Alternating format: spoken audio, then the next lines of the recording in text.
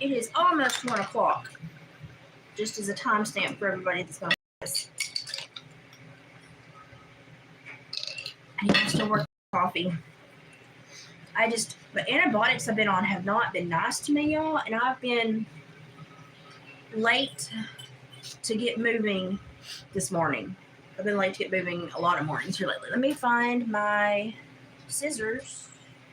Oh, y'all, I'm still much skinnier than I was, but if they get me off this thyroid medication, I'll lose what I gained back, because she said it was all because of the thyroid medication. I watched Passionate Kelsey the other day, and she went through her daily vlog. Where are my scissors? And I'll have you know, she eats way more than I do. And I was like, let me find my scissors. Where are my scissors? Scissors. Scissors. So, I guess who needs scissors when you find a box cutter? Let me get this tape off of here real quick, and then I'll tell you who this is from. The cord got stuck to it. There we go. My nose is ready. My next big question to everybody's chiming in. Can you hear me over this fan I have in the window? And it's super windy here as well. Hi Gypsy, how you doing, honey? I'm in antibiotic wasteland. That's how I feel right now. And I look like I have a black eye, but I don't. I don't think I do. I think it's just a shade from the window. Okay, I blacked out addresses. So, Sally has sent me a box of goodies. And if you don't know who Sally is, if you're going to the Missouri class, there will be, I'm going to need lotion or something. There will be some keychains and necklaces that you can do donations for to purchase. And those donations go right back to help Sabrina do more classes and Center just to get the education they need. So Sally's in this box of goodies. She used to be a huge crafter like I am. Hey Sal, how you doing? Yeah, my Temu is like $5. I've had it for like 2 years now, I guess. Ow. I need to sort through my clothes. I probably got so many for you and Sabrina. So many. So she has decided to bequeath these upon me. Oh, neat. She said she stuck something in here for David, and I see it now. It is a paracord rifle sling. Wow, man, look at that. Oh, man, he doesn't have a sling for his new AR yet. I'm just saying. Oh, man, it's even got the good ends on it. That is awesome. He's going to love that. Y'all are going to spoil him to death. That is nice. Right up his alley. Thank you. Oh, my gosh, you are the queen of organization. She put him on a shower ring. How smart is that? Would I have ever thought about that? Just take a moment to realize how stupid I am.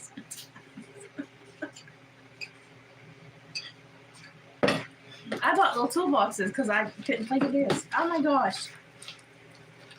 Oh yeah, these have got really nice beads on them. So they've got column beads, round beads, oblong. We've got all different kinds. These are gorgeous. These are absolute. Look at this one. Ooh, that one might be my favorite. Look at that one. If I put dirt on my nails, sorry, I put plants out. Do I? No, they're okay. I'm fixing to put me some nails back on, so I'll stop. Because I'm about done with all my outdoor stuff. Look at that.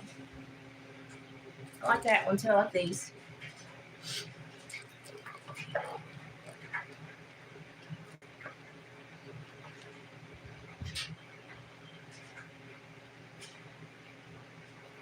I know, that is frustrating. Well, she'll probably have them with her for the rest of the way, I'm sure. Okay, she also sent me some cording. This stuff, I use this a lot. I use it a lot in my sticks, sometimes in my drink, when I do a decorative braids around the sides, around the feather drops. These two colors are absolutely gorgeous together. I like that blue too. And I'm fixing, if y'all have been watching, oh, I got 2 of the greens. Ooh, I got 2. Ooh, nice. Got 2 of those. If you've been watching, you know that my sister-in-law's horse that she had for like 30 plus years, it died when it was 34 years old the other day. It's been hard on her. So I reminded her to cut its tail off. You know, you always cut your horses. Oh my gosh. Oh my gosh. You always cut your horses' tails off. If they've been a good horse, you know. That's why they have that poem about horses that go to heaven that don't have a tail. Yeah. Oh gosh. So I'm going to be making her a horsehair bracelet. I'm waiting for the clasp to get in. I had to buy a special kind of clasp for it that I don't normally have. These are gorgeous, and they're heavy. They are very nice quality. I love these colors. I love bright colors. You should see the quilts that my mama made me that's on my bed. I've got one of my favorite fall necklaces and earring sets to wear is one that Gypsy actually made for me. And I still sneak the earrings in year round. Oh, that is beautiful. It's got hearts on it because I'm Hillbilly Heart. Look at that.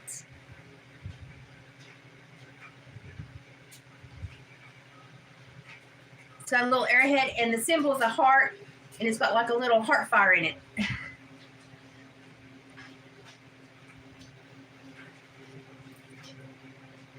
That is so sweet. Yeah, well, my hands work well enough to put it on. Oh, yeah. Oh, this is going to be one of those that you wear places for people to say, oh, it's perfect. It lays right where it should. This is like one of those seashell necklaces or one of those that you just keep, you just keep on. Oh, that's so pretty. Oh, that's so pretty. That's gorgeous. I don't know why you stopped making jewelry. Now, this is something that behooves me. This is something she ran across, I think she said at a yard sale, garage sale. I'm not for sure.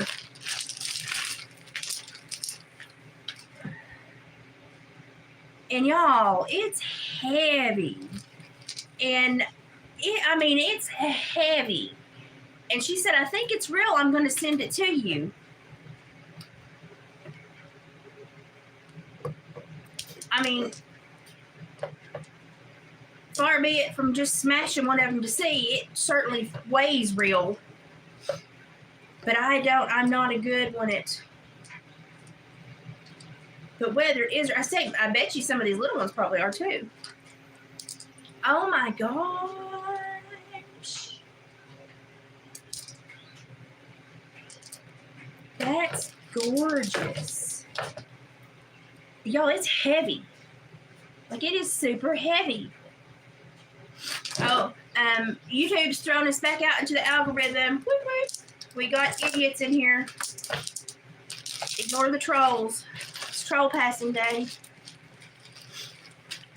Oh, these are good. These are these little, like, they're round, but they're in a very boxish style.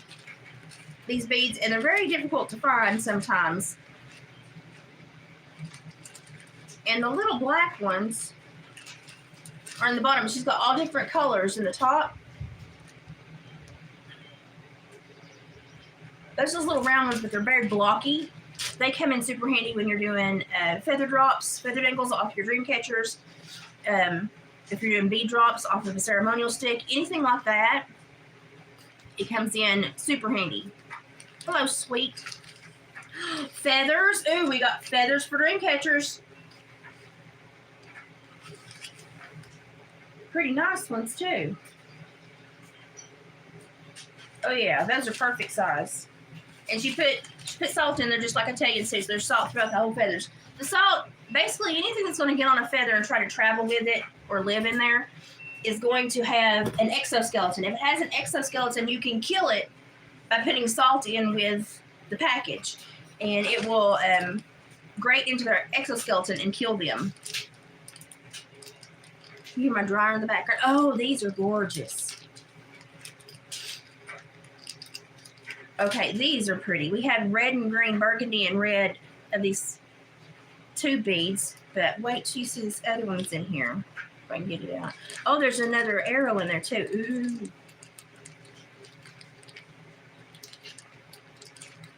You get one of these that I think is absolutely gorgeous out. That one. It almost looks, it was hard to show it on here. It almost looks like a mood ring. Changes color. From like a bluey green orange to a lime to a yellow. It's really hard to show you. That one's beautiful. It kind of glows greeny amberish blue. Those are heavy. I really like those too. Really like those. Hey, you crammed this thing full, didn't you? Wow. Oh my gosh, Sally. She sits me seed.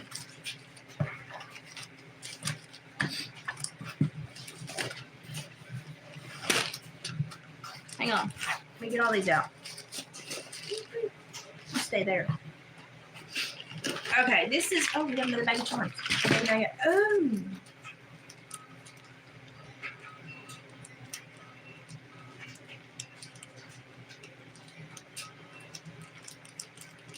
These are all natural crystal stones in different shapes. There is another arrowhead in here. There's a couple arrowheads in here. Some chickens and turtles. Some little horses laying down. An eagle. And they're all out of natural gemstones. Those are really cute. They're really cute. It is so windy here, I opted to not put my clothes in the lawn because I was afraid they would end up in the next county over, so my clothes are in the dryer. This is a rooster. Isn't he precious? Are they? I said they look like mood beads. Those are so pretty. I love those. Those mood beads, the way that they hang on to the color just for a minute and change, I like that hue that it gives to it. Oh, can I get in here? Where did you find this?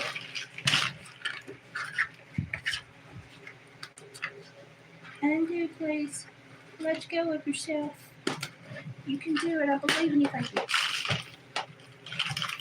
Oh my goodness. Look at these. That's natural stone too. Wow. These are all natural stone. We've got amethyst, we've got malachite, we've got some more of these little round beads. Oh my goodness. What are these? Are they just glass or are they something else? They're gorgeous. I see some that look like onyx or maybe obsidian. We've got some agate in here. Stay put. Maybe some jasper. I think it looks like jasper. Oh, these are fun. Oh. I think it's the one I like on the other one too. These are so cute. These are fun. Yeah, I think these are the big ones on the other one I like so well. These are so cute. And all these different, these are tiny. All these different sizes come in so handy when you do native artwork. Ooh, these are like a Russian blue color. Those are very pretty. They look black altogether. They're like a softer navy bluish color. Oh, I can play in here for days, y'all.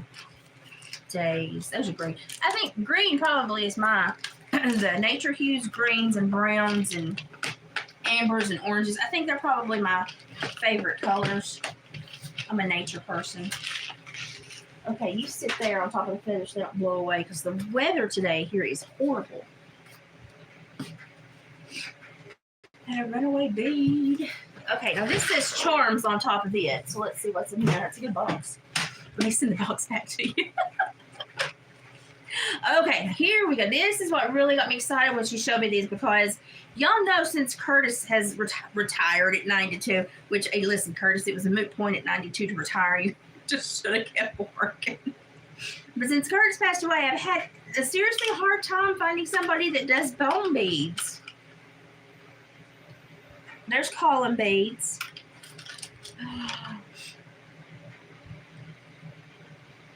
Those are the burnt ones. Oh my goodness. And these are like those, just a little bit smaller. And the middles are all perfect. That's what I'm having a hard time with, is people that don't know how to be consistent with their bone beads, and they don't mill out the centers right. They don't bore out the centers right, and then you get it and you can't use it. Hey, Booma, how you doing? I'm opening mail. Oh, these look like little chess pieces. And we've got a different size of the round black ones and some actual brown black ones. These are gorgeous. Oh, those are probably, I don't know, I think those might be my favorite. But I don't know. These are pretty daggum nifty too. These are rectangle.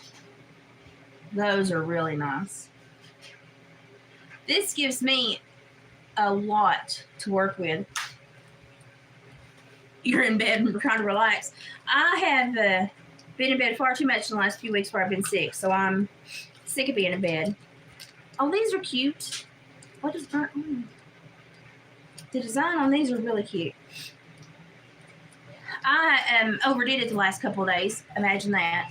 I got to feeling better and tried to help David weed every flower garden around the porch and get all the tubs ready for him to plant, and planted all my vine black-eyed Susans and my morning glories, little containers that kind of make the house prettier. And between the antibiotics and all the work I did and how sore I am, it was just no. So I definitely overdid it. Imagine, I always do that, y'all. Y'all know who I'm just going to do it. I'm going to overdo it. Every time I get to feeling better, I'm going to overdo it. Because with this disorder, I don't know how many good days I'm going to have, so I try to take advantage of all of them. Look at how precious these are. And so I overdo it. Yeah, I feel much better today. Like, I'm getting better. The antibiotics have definitely, the second course has definitely been a godsend. But I tell you what, I was so tired yesterday and I felt so bad last night. And with this RSD, sadly, when I bent over that whole day off and on, I did it in spurts, but I still did it mostly the whole day. And I took my rolly cart that I'm in right now, and I was sitting when I need rest. I just sit. And I sip on my water for a few minutes, then I go back to bending over and weeding. And sadly, what it did was where I was on antibiotics, and so my guts and stuff were already sensitive to being on the second course of antibiotics. Then I bent over all day long. This is how sensitive my reflex sympathetic dystrophy is. That when I sat down and my body was like, okay, are you done? And I was like, I'm done. It went, well, we're pissed. And it started swelling. And last night, my stomach was distended. I was swollen. And I know most of y'all be like, oh, God, is something wrong? Sadly, it's just my disorder. It gets grumpy. And when I aggravate a place where I have a weak spot or I break something down, it goes and attacks it and makes it worse. And so I dealt with horrible abdominal cramps and gut-wrenching pain from overdoing it, and I feel much better today. The swelling's down. So, but I never know how this disorder is going to affect me. It's horrible. These are very pretty. Those are very, very pretty. I'm going to put me on some nails today. I know I've done too much with my hands. I still have calluses from split reins where I rode horses so much when I was little. My whole life until I was like 30. These look like some kind of antler or horn bead. I can tell by this one that's thinner up here. It's like they're made out of different types of screen one like this one. It's a little face. It's a little face. That's cute. Oh, these are cute. These are freak people out. They're so cute. Kim will get a kick out of these. These are beautiful. I think I like these a lot too. There's two more that I really went crazy over when she showed me the pictures. These are very pretty. And they're a really nice size. Super nice. And she'd had these for a while. She said she wasn't going to use them, so she thought I might. And knowing the problems that I've had since Curtis retired on me, I really can't be mad at him, but honestly, it's been horrible trying to replace him. These are really nice. I'm saving my absolute favorite for last. Or I may have showed you already. I don't think I did. Maybe I did. This is like the negative to this.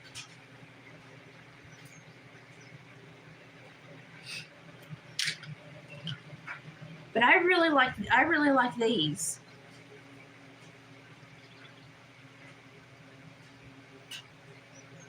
like these.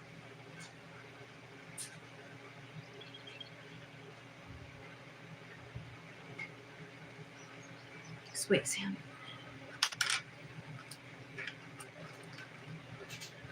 Yeah, my body, it just hates me. And for the new people here, if you don't know how I got this disorder, I was fine. I was a normal, healthy person. I've always been like an Amazon. But I grew up in farm labor, and I helped my dad shoe horses and helped my brother do taxidermy. And I worked at horse barns and big farms through college. I halter broke show cattle. I've showed horses, cattle, sheep, basically everything you can throw in a ring. And so I've always been a bumpkin, a big redneck Amazon. And then I started to work, when I got my associates, I went to work at a wilderness boot camp for youth while I started my bachelor's. And as I got my bachelor's done, I moved up to where I'd be like a roving counselor, and I had a walkie-talkie. And sometimes I'd be with a group, and sometimes I wouldn't be with a group. Sometimes they'd have me roving separate and have a walkie-talkie. And I got called one day and told to go to a group in crisis, which is never a good thing. I don't know what I'm going to make out of these. Sally sent all these goodies to me, and my whole brain is like on fire with ideas. So I'm going to have to sit on it for a minute and think what I'm going to make. But they radioed me and they told me to get to this group that's in crisis. And I was like, okay. They had a female chief, a counselor that might have weighed 120 pounds soaking wet. And she was with the adolescent boys. I think that's a big no-no, but they did it, so whatever. And she had just received a new adolescent who was 18 from Texas, who was either going to go to prison with a massive assault charge, like a massive aggravated assault charge, or he was going to do almost 2.5, almost 3 years there at the wilderness boot camp. And he chose the wilderness boot camp. Well, he'd only been there a couple weeks. He hadn't invested. He hadn't really bought into the whole plan. And so he was still being a booger, to put it mildly. And I got there, and so the tool sheds remain locked. The tools are divvied out to the most trustworthy and mature of the children. It's a sign of honor to be given a tool to work. We fell timber to build part of the cabins, part of the tool shed, stuff like that. And so he had taken that axe away from the person that was supposed to actually handle it. Now, I had told the camp that you need to make sure that you are soaking all of your axes overnight, the axe head in the lower part of the stick, in water every night so that it swells, so that when you go out to chop wood, that the axe heads won't fly off. It's danger. Apparently they did not do this the night before. Again, they had a 120-pound female chief. So he had taken that axe away from the boy that was supposed to have it and was basically threatening all the kids and the lady counselor. And I was like, oh, crap. And he was a big old boy. Like, he was a big old linebacker from Texas. He was a big old boy. And I walked into that, and I was like, holy crap. I got the other children safe. That was my first priority. And then the counselor, who had basically just been ticking him off and instead of trying to de-escalate him, she was actually poking the bear. And I basically got in front of her and said, shut up and move your butt back, or you're going to get yourself hurt. I said, he means it. I said, he means it. And we're probably just really lucky that he had not attempted to hurt her, because he was so big she would not have been able to have stopped him. And when I turned around and I had the other kids going away and back up toward a community ground where there was another person there to take over, I was waiting on some people to get to me.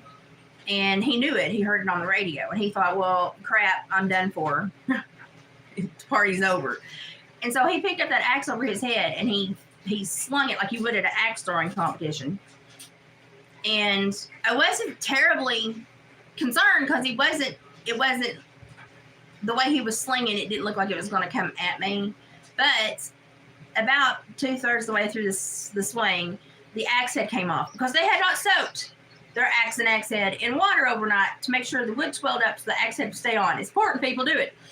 The axe head came off, and it flung so violent at me, and I jumped to miss it, but it still struck my foot, and it hit so hard, it struck and rolled because it was one of those big maul heads.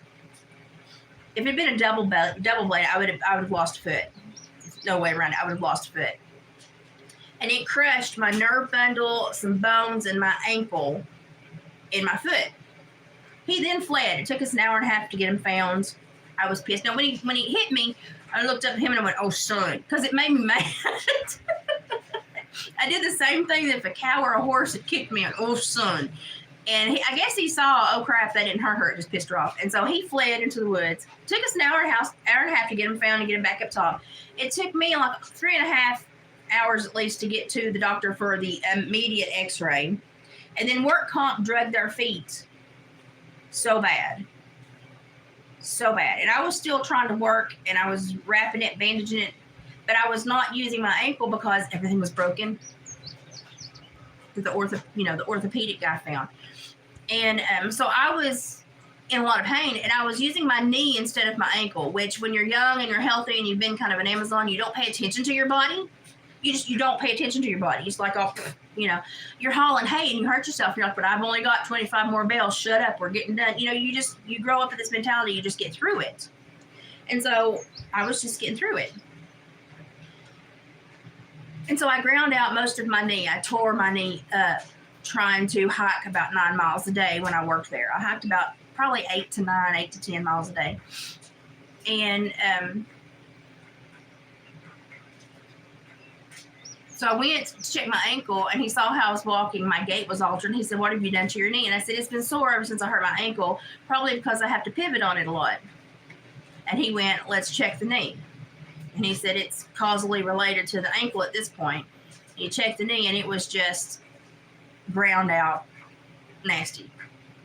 So I had to go in for the first reconstructive surgery, which was for basically tendons, ligaments, meniscus, and to put some of that faux cartilage in between all the bones. Well,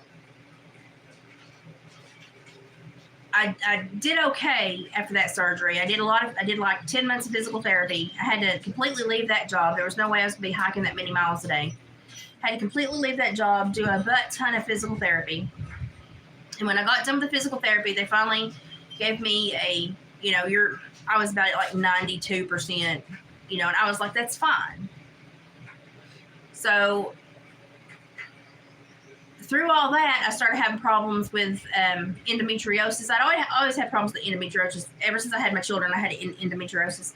And so I started having problems with that through that physical therapy time as well. I'm going to blame it on the steroids they gave me.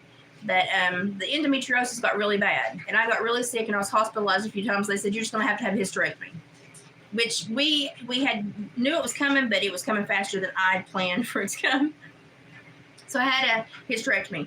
I was still remotely healthy. So 6 weeks later, where was I? I was at the police academy in Tullahoma, Tennessee.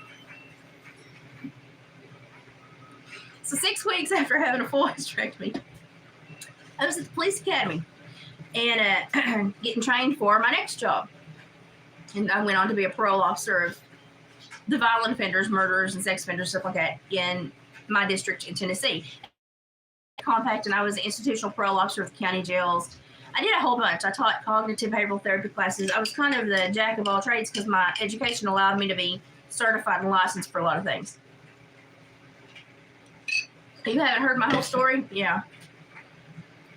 That's how I got hurt. Of course, it probably didn't help that my whole life I'd worked in tobacco fields, broiler houses, helped my dad shoe horses. My knees had probably taken quite a blow.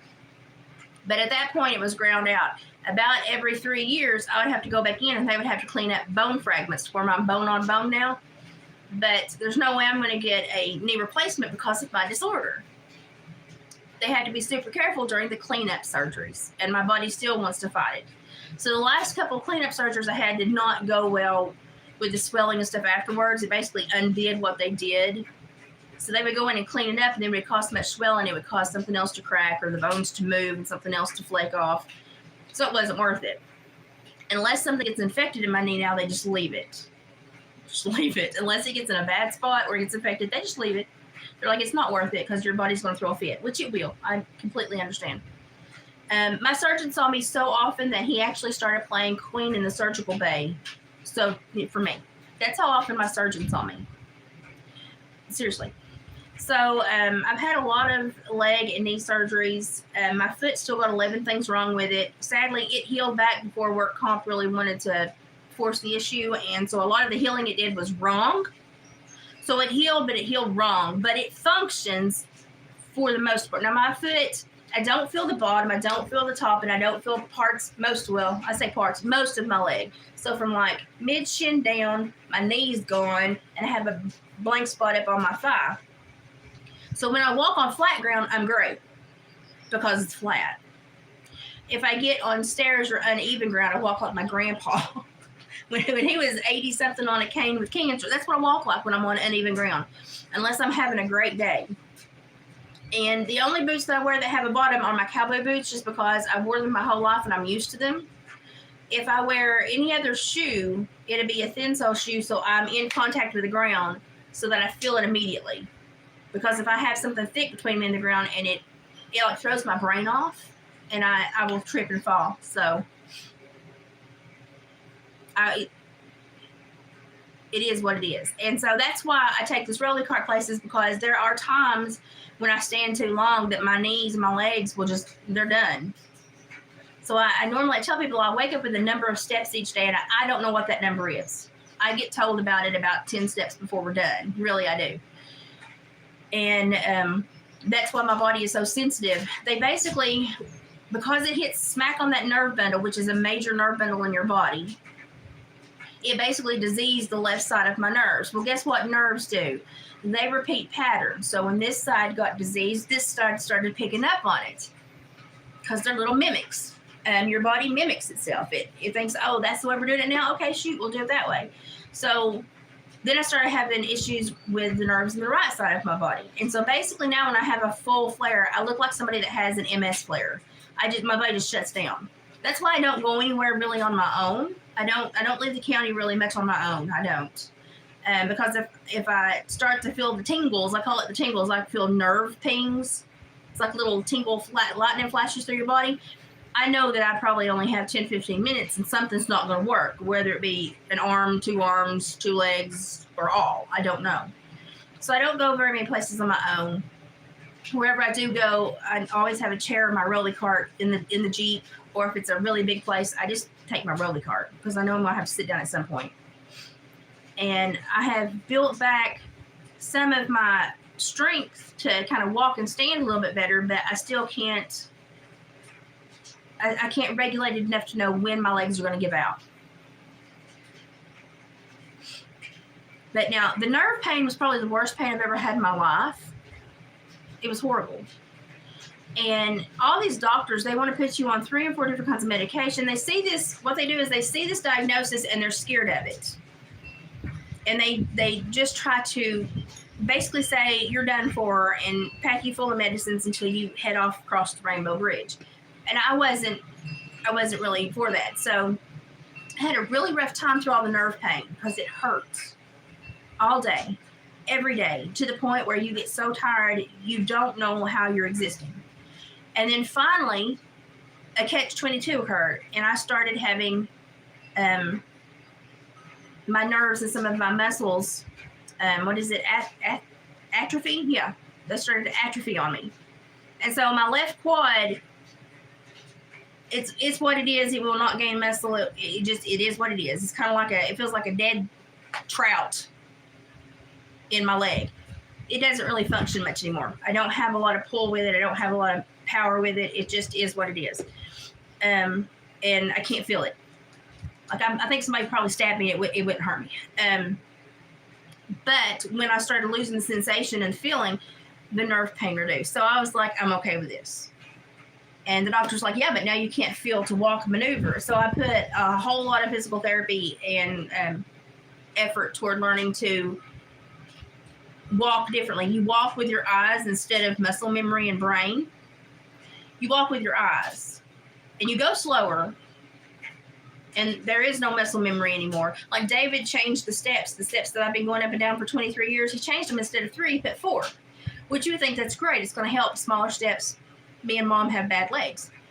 It's screwed me up so bad, I have to grab the banister and slowly go up those things because it feels so wrong to my muscle memory. My body almost fights it. But then it feels wrong when I'm trying to tell myself where the step will be because I don't know yet. And so it throws me off. So I've not made peace with the steps yet. I will at some point, but it may take me a while. So now when I go down the steps, instead of stopping and going down the same, I use my right leg to go down. My left leg was my lead leg. It's the leg that I anchored the cattle with. It's the leg I got on my horses with. It was my strongest leg, and now it's my weakest leg. So I have to stop and go down right-legged everywhere, one at a time. It's really annoying. And now I have to stop, grab hold of that banister he made for me, and very tenderly step down. And I hate it, y'all. I hate it because 20 years ago, I could punch a cow and make it run 3 acres away. And now I'm like, help me down the stairs. So I feel really not myself most of the time. 20 years ago, I was out chasing wild boar in the woods and catching them by their back legs so we could give them inoculations for the USDA. And it was fun. And the more they fought, the more fun it was. And now I'm like, can you help me to the bathroom? My leg's not working. And so it's been a huge life change. No, ramps are actually worse because if I start to fall, they just pitch me. Now I'm round. If y'all can't see, I'm pretty round. And I'm built like a barrel. So if I fall, I'm just going to go. So it's almost better for me to fall straight down off a stair than it is to gain speed and roll off a ramp. I still have problems with ramps. Anything new really screws up my brain. I have a brake light on these and it's coming out of the snap. Hang on. Let me put it back in there. I did a ramp that reminds me. I had this with me in Michigan at a Queen convention, and they had a ramp there. And I even had this thing and brakes and struggled with the ramp. And it's just because what you're used to. And the thing is if you've had 2 good legs or moderately good legs your whole life, you take for granted angles. Angles will screw you up. Just the tiniest angle screw me up because I'm really good at flat-footed walking. But when there's an angle, I have a hard time rotating my foot correctly now because of foot drop and all the other nerve issues. So sometimes the ground will be like this, and I'll be trying to do this to meet it, but my foot won't pick up, and I'll do that. So I have a really difficult time sometimes. I get around way better than I think I should most days. But if you see me on a bad day, which I normally don't go out on my bad days, I try to hide that. Mostly because, listen, I sent people to prison for a long time, and I don't want to look weak in public. So if I'm having a really bad day, I don't go places. But if you see me on a bad day, it is kind of pitiful. David's seen me fall a couple of times, and he knows not to feel sorry for me. He knows not to help me. He knows not to dote on me. He knows just to leave me alone. It pissed me off. I'll get myself up, go away. Because I'm mad. and that's just the way I am. Because I used to be such a little Amazonian. They wanted me to take the lyric of the gabapentin, and the more I kept researching it, the worse it appeared. And I think I tried it for 4 days. And that was in the horrific midst of my nerve pain. And I couldn't form complete sentences.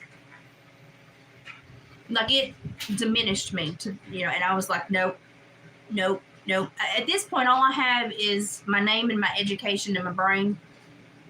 That's all I have going for me right now. So I'm trying to not, screw those up. But it messed me up, y'all. I couldn't take it. I was like, no, I'm sorry. This alters me too much and I don't like it. But I'm also type A and like control. So that's probably got a lot to do with it too. I like control. I don't like things that make me feel out of control. I like control. So that's probably a part of it, a big deal of it.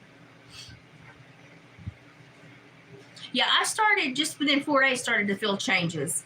And I was at that point still trying to work part-time. And it was just, listen, when you're trying to do assessments on people that have, mental health issues and drug addiction issues, and you got to be sharp, and I just wasn't comfortable taking it. I felt that it diminished me and it would reduce my capacity at work, and I wouldn't take it. And they were like, it's going to be okay. You see people, and I did. I saw people that was on the street drugs that was, really crashed out bad.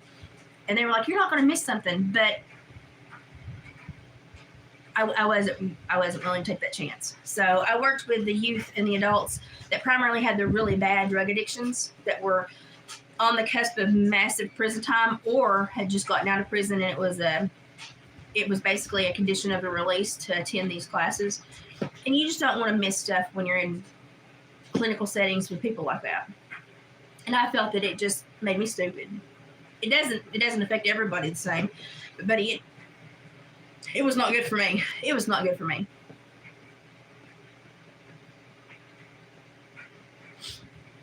Have they had you on a lot of stuff?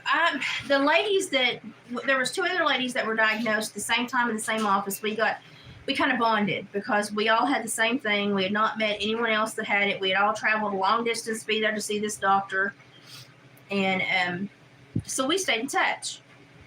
And they did everything the doctors told them. Took every drug, tried every weird combo. And I was the stick in the mud that was not really able to let go of my control of reality. I was like, no, I'd rather hurt and be able to read a book than sit there and drool. So I'm sorry, And they got really mad. The doctors got really mad at me. Like, one almost like kiboshed me as a patient because I wouldn't listen to him. And I was like, you're trying to diminish me as a person. And that like rung his bell, and he understood at that point why I was being so belligerent.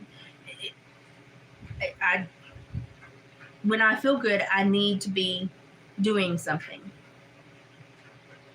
And I didn't want to take anything that was going to inhibit or further compromise me from doing the things I wanted to do. He got really mad at me. Have I found anything natural that works for me? Not a lot. The nerve pain, there really is no help for nerve pain. It's so deep. And it's such a bad pain. There really is there's nothing that will touch it, unless you're in the hospital on some kind of IV medication. When I was having the pancreatic issues, and I was having that really bad day, bout of pancreatitis that day that they actually had to send me from one hospital after a 5-day stay to Knoxville for like almost 4-day stay. We really thought I was fixing to have to go to Nashville to be on what they call pancreatic dialysis. And all it was my RSD deciding to attack my pancreas, because when we did I think it's a MRCP? Anyway, they put that coil over you to focus and look at your pancreas. It was perfect. It was pristine. But when the nerve signals would get fuzzy, it would go, peace, I'm out, and stop working, which would basically kill you. And I would start going downhill rapidly. They'd have to throw me in the hospital. I'd have to be on a butt ton of medicines. And if you would ever come see me in the hospital, I was asleep because they kept me knocked out because of the pancreatic pain. And it ticked me off when I start to feel better, and I'd want to be up, and I'd want to sit up, and I'd want to try to read a book, or I'd want to try to, call and talk to a friend, or just be awake. They'd be like, it's time for your medicine. I'd be like, no. And they'd be like, it's ordered. And, well, you hear me fussing with the doctor when he did his rounds that night. None of the doctors liked me. And it was because I wanted control of my health. And I didn't want them to have control of it.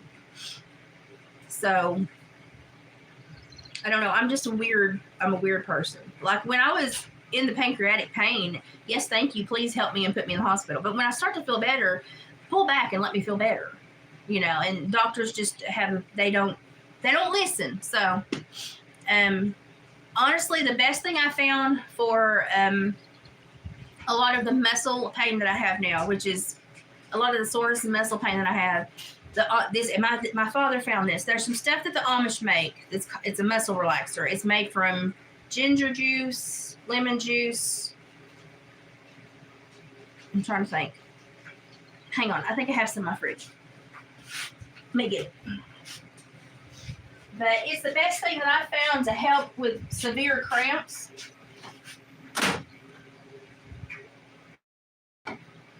Yeah. You have to shake it up every time you use it. It's Old Amish Muscle Tonic.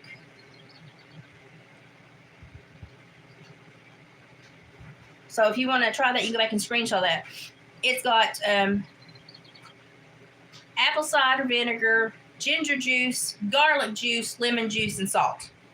And what it does is it hits your body in, and it's got such a good little recipe of the things that your body needs to release those muscles and get lactic acid to move out and stuff like that, that it kind of pushes your muscles to let go of the lactic acid, which releases soreness. It's really good. This is my last bottle, and I opened it the other day. I thought David had put it down in the mudroom fridge, but he left it up here. My dad takes that, and it tastes, now listen, it tastes horrible. I'm not gonna lie. You put like a cat full shot glass, I dilute it with something else and just hatch it. And it tastes horrible, but within 30 minutes, your body will feel remarkably better. Remarkably better. So I do use that quite a bit. I have wild lettuce. I have tried wild lettuce. It very much, it will help a little bit, but y'all, I'm telling you, the thing for me is like, if I have a little bit of pain, if I have to take something that is going to, in any way I think, compromise, like what I can do or my ability to do it, or it's going to make me want to lay down and go to sleep rather than have a life that day, I will deal with the pain to have a life rather than be comfortable. And I've always been that way. Like, I had stitches in my knee one year, and I had a horse that I was riding out, and I'd had the stitches for over a week. It was not healing well. I knew that it needed to drain. I knew it was infected. The doctor was fighting me on it. I talked my dad into take my stitches out, which he did. And it was in my left knee. That way I could get up on my horse and off my horse again. I drained it. I packed it. I washed it for a day. I keep it flushed and cleaned out. It healed fine. I've got so many scars on my left leg. It's just, who cares? I mean, literally, I've got so many scars on my left leg. Who cares at this point? It's so many scars it doesn't tan correctly. It barely tans at all, but you can see my scars when it tans. You can see all my scars, surgery scars and just youth scars and cow crash and horse crash scars. But I was willing to deal with the pain to be able to deal with my horse, rather than lay up for a week and wait for my stitches to go, get out. And I was like, I'm sorry, this is not working for me. My mom was like, I paid $483 for that. And I was like, oops. I've also had stitches in the corner of one of my eyes. I was going down playground equipment when I was in second or third grade. It caught it was like a spider. It had holes. You climbed through the holes and had ladder legs. And I went through the hole at the top and bit my head down and caught a bolt with the corner of my eye, and it ripped the corner of my eye open to there. And I had to go into a surgical guy's office, and he had to put me under, and well, not put me under, he had to general me and do surgery like right then and there. And Mom was in the room with me, and I was watching. He had put a napkin like this over this eye, but I could still see out of my right eye. And I was trying to look around and what was going on. I was numb. I couldn't feel nothing. I didn't care. And he was just working away. And I was watching Mom over there on the side of the wall. She came in the room with me. And I was laid up on that little, bed thing with the nurses and the doctor around me. And I kept watching Mom, and she kept getting wider and wider and wider till the doctor said, you need to sit down. And apparently I was bleeding a lot. I don't know. I mean, I was when I did it, but I don't know if I was then or not because they was cleaning me up before I could see it. But Mom about passed out on me. I've had a lot of injuries. I broke my right arm in kindergarten. I've been rolled over by horses. I've been smashed up against fences and barn walls by cattle. I mean, it's not if you're going to get hurt by livestock, it's when and how bad. I had a big fat horse sit on me and catch me between its butt cheek and its hock. I was working on its back end. That was unpleasant. I was stuck. I was smacking it with my rasp and everything else. I've had a lot of wrecks, a lot of pile-ups. But it was fun. When I was young and my body worked, it was fun. I probably needed better supervision. Dad came home. He was a blacksmith, a farrier. And so he worked with a lot of like race horses and show horses during his prime when he was kind of Tennessee famous. And we moved down toward Manchester, Tennessee when I was young for him to work in a big Britsy barn down there. You've heard me talk about the limousine that picked me up from school that had a wet bar in it. That was the owner of the barn. He'd pick up his granddaughter. When he'd pick her up, he'd pick me up too. So I'd either get picked up, I'd either have to ride the bus and walk literally like a 3/4 mile driveway to the barn in whatever weather was going on that day, or I get picked up in the farm truck that the windows didn't work and it was hot and nasty, and or I get picked up in a stretch limo with a wet bar. And I had a very strange life. I would either play at the barn all day chasing snakes and kittens in the hayloft, or playing skip bow with the secretary in the office. That was fun. I'd steal golf carts and I'd ride them around the farm, which was only really bad part about that was eventually had to bring it back and plug it back up and they'd catch you. I used to hang upside down on the hot walkers when the horses were on it by my knees. That was fun. Occasionally I get thrown on a horse to ride it.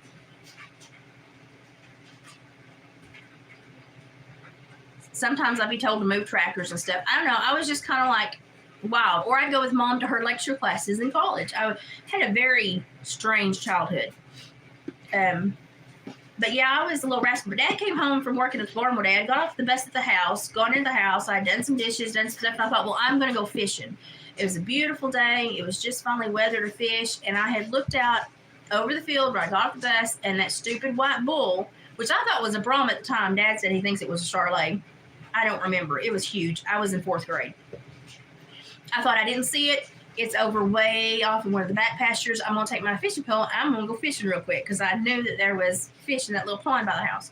So I took my fishing pole and here I go heading off through the field to the clip. The bull was not in the other field. He came up over the crest of that hill and he saw me and was like, ho, ho, ho, it's on. And I was like, ah, crap. I tried to just ignore him like you don't mean nothing to me. I'm going to go on to the, listen, he's a 1-ton animal. I knew I was beat when he started coming after me, and I was like, dadgummit. I ran back to that fence, but I couldn't get to the fence to get over it. I got about 6-7 foot from the fence, and I had to shimmy up a tree. And sadly, there was no branch that I could like crawl onto or swing off from to get me over the fence. And that bull stood under that flipping tree and would blow and snort and paw. And he'd calm down, and I think he's going to leave. And about the time I'd move, he'd come back and start switching that tail and throwing that head. And I was like, crap. And so I stuck in the tree until my father got home. And so when he got out of his truck, I was yelling for Dad. And he was like, where are you? And I'm like, in the tree.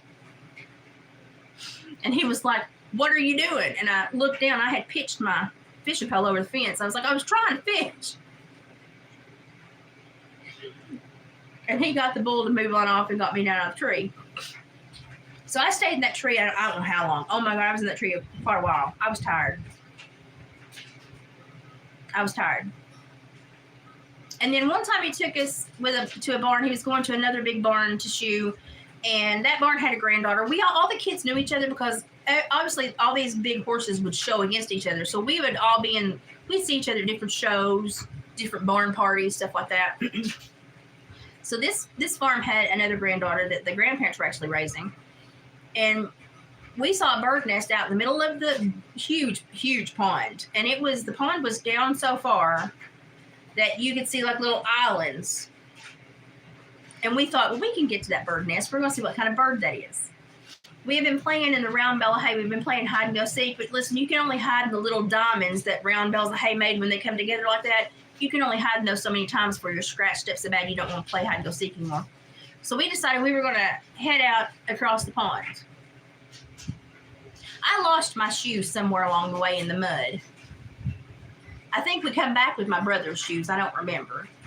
By the time we got dirty, we already knew we was in trouble, so we just decided to go ahead and complete the mission. We were going to be in trouble either way. We got out there, and that mama bird dive bombed the heck out of us. And when she was mad, we just wanted to see what kind of bird. We wasn't going to do nothing to eggs. We just wanted to see what kind of bird had laid her eggs out there on that little bald spot. And she dive bombed the heck out of us. We got back to the barn, and we were covered head to toe Dad looked at me and my brother and said, in the back of the truck. He took us by Mom's workplace and was like, look at your children. And we were like, it was fun. We got hosed off outside before we go inside to get a bath. But it was very fun. But it was that old stinky mud in ponds, you know, that stinks where it's stagnant. We didn't smell that great.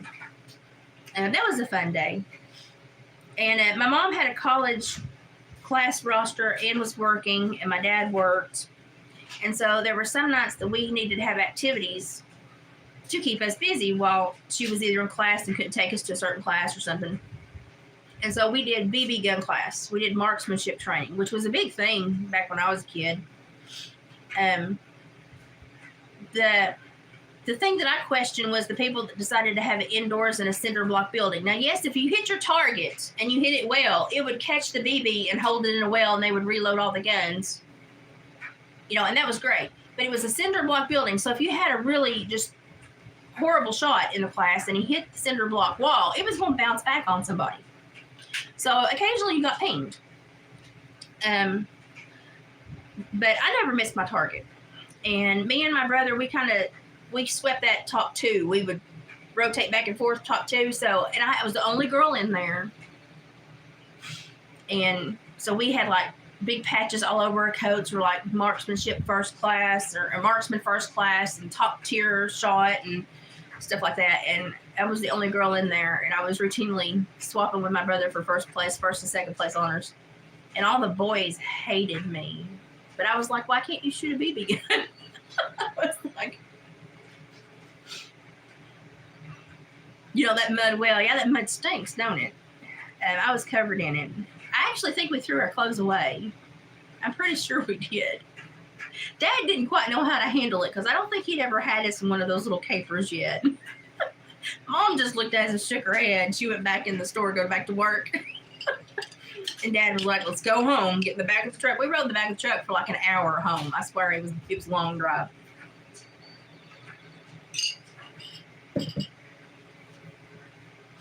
But yeah, I did a lot of things as a kid I probably shouldn't have done. But I mean, I got to do a lot of really neat things. I got to meet a lot of the really famous, like, old-time Tennessee walking horses. I got to meet a lot of the really famous trainers and riders. I got to hobnob with really wealthy people, and I learned really early that wealthy people doesn't mean they're good. Anybody that I saw with money when I was in fourth grade, I already knew they were not very good people. We would go to barn parties, and promptly at 10 p.m. when the beer truck with the taps on the side would back in, Mom would go, let's go home. So we would be there for the barbecue and the hobnob, and then we would get took home. But I mean, I saw all these really wealthy people, and they didn't impress me much because I was little, and kids are not seen. If you're quiet, you can sneak in on almost anything. And so I would even hide under buffet tables at the celebration in the big barns behind the celebration grounds. They would throw out big buffet spreads. All the barns would. Everybody knew who I belonged to. So I would just start roaming. I was just in third and fourth grade. I'd just start roaming through the back barns, snacking, seeing what everybody had. And if they got tired of me, somebody'd grab me by the shirt collar and take me back to Dad. But normally nobody saw me because they weren't paying attention.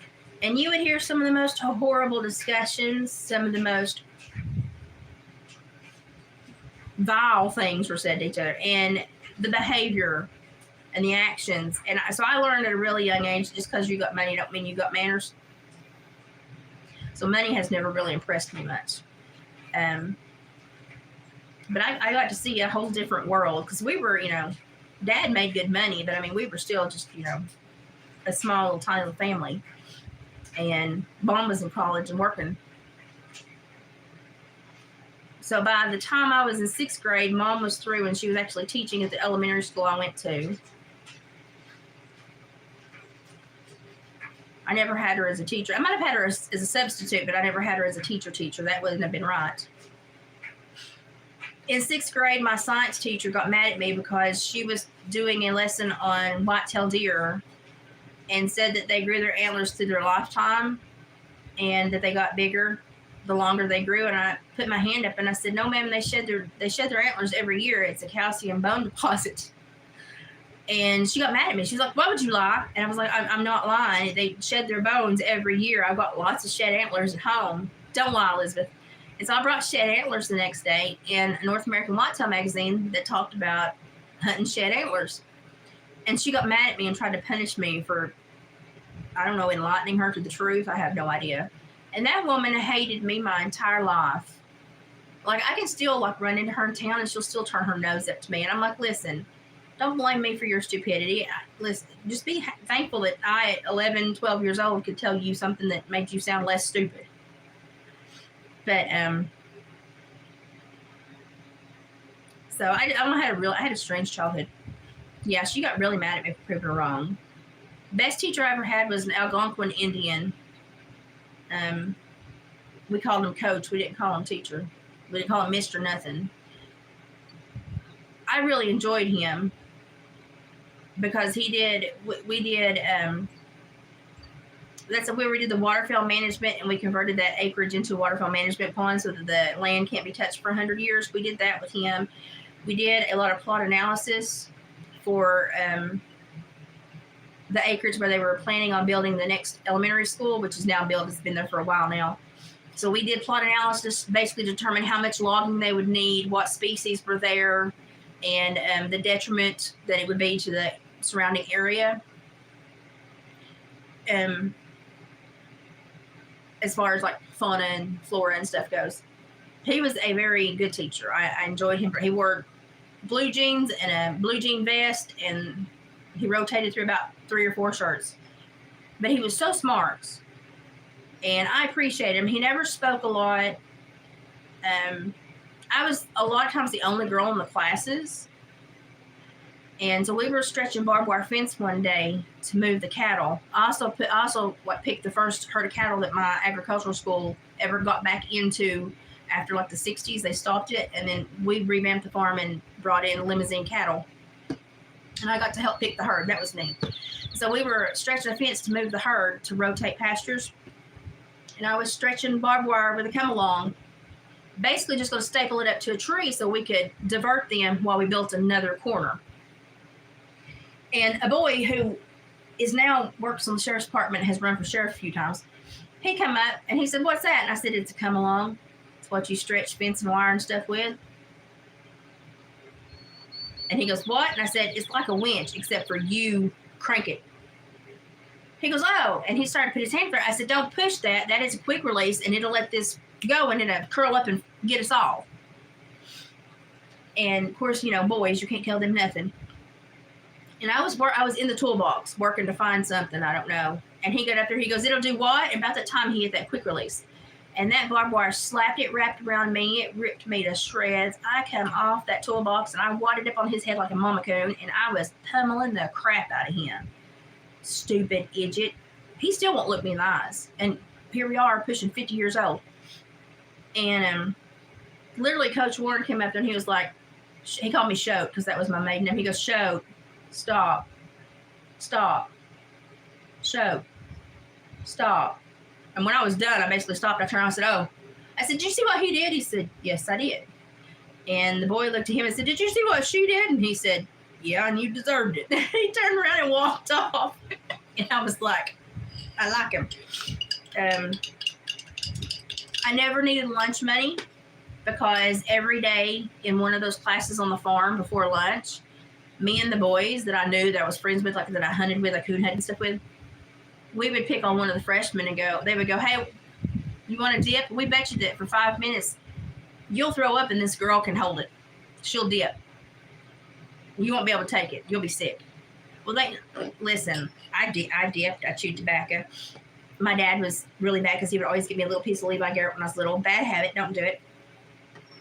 But, and so I'd act stupid. I'm like, "Oh, this stinks." Oh, man, but I love Skull wintergreen long cut. I still smell it. And I'm like, but I know it'd probably make me vomit again now.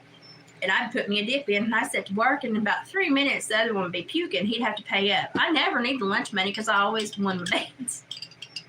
So I ate good in the last few years in high school. See, I always wanted to eat the salad bar because it was like a Shoney's salad bar. But you had to always pay for that. It was like 3 times what a normal lunch cost. Mom was not going to do that. And so I would like keep my livestock checks, or I would win my little bets, and I would make money so I could afford the lunch at school I wanted. Oh, you're welcome, Sherry. I had a strange childhood, and I know I did. Me and my brother would get out and go roadkill shopping. We'd look for fresh killed roadkill in the cooler mats so he could bring it in and do taxidermy when he was learning taxidermy. Now, my brother's got 30 plus years in taxidermy now, and he's awesome. And you can follow him on TikTok.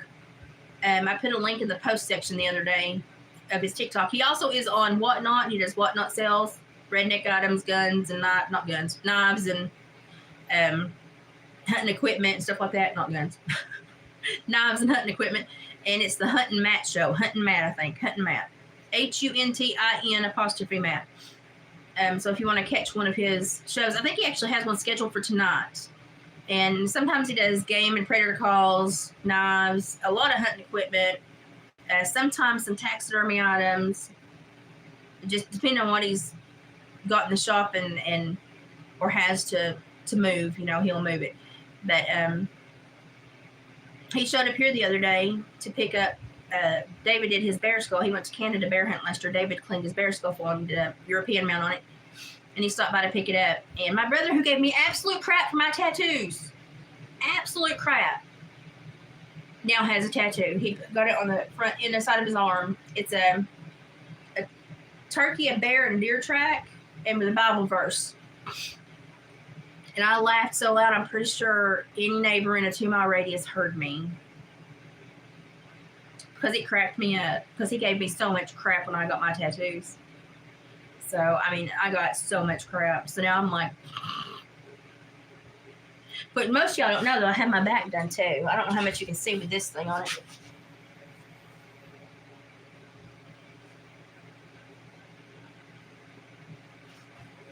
I got a horse head and heart. I got a bunch of stars. I got stars because, sailors use the stars as a compass. And for most of my life, I had jobs where I steered other people. So I have a star map with waves through it on my back. I have a horse head and a lariat heart, which me and my sister-in-law have the same one. And that's because since we were 10, 12, she was probably around 12. She was probably around 12. I was a little bit older than her. We have rode and broken trained horses together until I was not able to from all these surgeries and all my weight gain. I wouldn't sit on horse. Well, no, if I lost the weight I had lost last year back down, I'd probably try to sit on one. I would be legally under the limit to do a trail ride, but I don't think my core muscles would last that long. But I'd be tempted to jump up on a nag and feel like me for 5 seconds. Not jump up, slide off of something onto a nag. My left leg will not get me in the saddle anymore. But we had trail rode together, broke horses, showed, trained. And so we got the same tattoo. And then the middle of my back, and listen, I was pro lobster. I it looks like prison house work, I know. But I really like that style. I saw some really awesome work come out of some prisons. I'm like, well, you should see that guy's Carter. Thanks, that's a nice tat. Because I had to take pictures of everybody's tattoos and put them on Thomas when I was the officer. So I got to see all the tattoos that were in places that mind in the gutter people. But I liked it, so I wanted this done like an old English, really in-your-face print. It says, "One joy scatters 100 griefs." Because if you can find one thing to smile about, you can literally get through thousands of things that disappoint you. Which I think is something that the younger generation has forgotten. But I also understand the younger generation because now you can't be stupid and learn and just have the teaching tool of feeling stupid anymore. You have the teaching tool of it being recorded and blasted all over the internet and you made fun of, and you can't grow up anymore. You can't kind of maneuver and manipulate and learn your environments and make mistakes anymore without being held accountable in a way I don't think any other age group or generation has been held accountable. And I think that's why a lot of our younger kids are losing that whole communal group feeling, is because they see everyone as like a security camera waiting to catch their America's Funniest Video moment. And I feel really sorry for the young kids because they can't do anything stupid without being called on the carpet.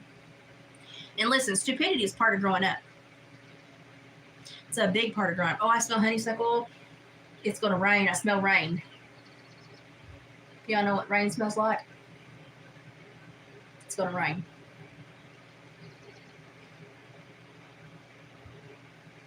I'm glad I didn't close out on one. Okay, so I guess that's about all I wanted to share. I'm going to have to sit on the bone beads and think for a few days, because when I use them, they will be used with a purpose and intent, because I don't want to just haphazardly use them, because I know how hard I love this. I don't know if this is real or not, but either way, this is flipping amazing. It's so heavy. Even if they've done something to color another stone, this is it's natural stone. Whether it's turquoise or not, I don't know, but it is definitely natural. It just may not be turquoise. They may have done something to make it look like turquoise. I don't know. And just short of smacking one and pressing it, see, you can't find out. I'm not going to do that, but this is beautiful. This would be so pretty with like a solid color maxi dress and then a jean jacket with your boots in the fall. Or the summer if it was cooler. That's gorgeous. That's just amazing. I also, the other day, bought this little, it's a little wallet. It's folded up like this. But then you undo the snap, and inside it's a little bat with wings. I don't necessarily care for the head, but I like the way it folds up like that. And I thought, I have a lot of scrap leather with fur left over that I could probably turn it into something that folded and snapped like this. Not necessarily a bat, but just anything that had a pouch, had a zipper, something that you could clip to your belt, to your, belt loop, to your keychain. And then have two securities to where it's zipped and it's buttoned, And I thought that would be kind of a cute thing to do with some of the other pieces of fur. But I need a pattern. So I bought one so I could take it apart and make a pattern. I don't necessarily want it to be wings, but maybe just rounds where they can come in and... But I thought that was a cute design with a pouch. And then... So I got one of those so I could kind of make a pattern. I look at everything now and go, what am I going to make out of you? And then I've got all these too. I'm in business. I'm busy. You want to see my seed book? This is my seed book. And I've already planted quite a bit. I'm going to plant some of it Mom's too. So, yeah. I collect seeds. But, you're going to use them. And if you use them in 2 to 3 years, they're okay. So, and I do use them. So I think for the rest of the day, since it is, I'm kind of deemed this day my rest day. I think that necklace, it may be, I don't know, it's heavy. It's natural stone. If it's not turquoise, it is natural stone made to look like turquoise because it is heavy. It is natural stone. But if it is real turquoise, holy crap. But if it's another gem, another rock, another natural stone made to look like turquoise, it's heavy. It feels awesome. It's gorgeous. Just that would kind of hang about right there. Maxi dress with a little, short blue jean jacket and your boots in the fall, or that would be beautiful. I don't dress up a whole lot, but when I do, listen, nobody's going to tell me I look ugly. Would you come up to me and say you look ugly? Not when my shoulders are twice as broad as yours, you won't. I don't care how rounded I've gotten in my old age. I still scare people with my upper body. And so when people get near me, they're like, holy shit, she's wide as a freaking barn door. And I'm like, I am. I look like a golf tee. I really do. I'm getting more kind of barrel shape in my old age since I'm rounding out. But I've always had huge shoulders, manual labor as a child. And so nobody ever tells me. And I also have I have a really nasty, like, resting face. David tells me that all the time. I do. I look, and listen, it's years from sitting in court, listening to court trials that I didn't want to hear. I'm sitting there thinking, I'm going to freaking have to supervise that stupid piece of crap. Well, how do you think we're going to get along? How many months do I think I'm going to have to do a warrant on you? I give you 3. And I'm just sitting there thinking, and they are like, you got the evilest rested face. And I'm like, probably from all those hours and years I sat in courtrooms thinking, a piece of crap lied. We know he was lying. That's probably what it's from. Yeah, I told David not to buy bean seed because I wanted to try these. So I've got the tub cleaned out, and I'm going to put these there, and I've got bamboo stakes. They shipped my ferns with bamboo stakes, and I kept them, and I'm going to use them in my beans. So it's going to rain. It's blowing up sun and then blowing up a big cloud, and you can smell the rain on the wind. Must be moving in. But I'm tickled. I love to get boxes. If you're not going to use something, I will put it in, but I will put it to a definite purpose. I won't just waste it. I will put these intentionally onto projects that mean a lot to me.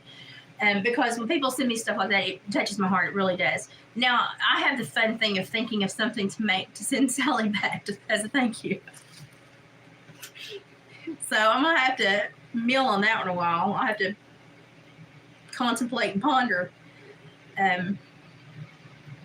David weed-eated last night. Let me tell you the sweetest thing I saw. He got to the backyard, and I'm going to have to take my pool down. I'm not going to fill it up or try to deal with it this summer. I'm going to just wait and get a smaller one that I can kind of straddle into and straddle out of instead of going up down a ladder. My legs are too bad for that now. And that one's about shot anyway, so.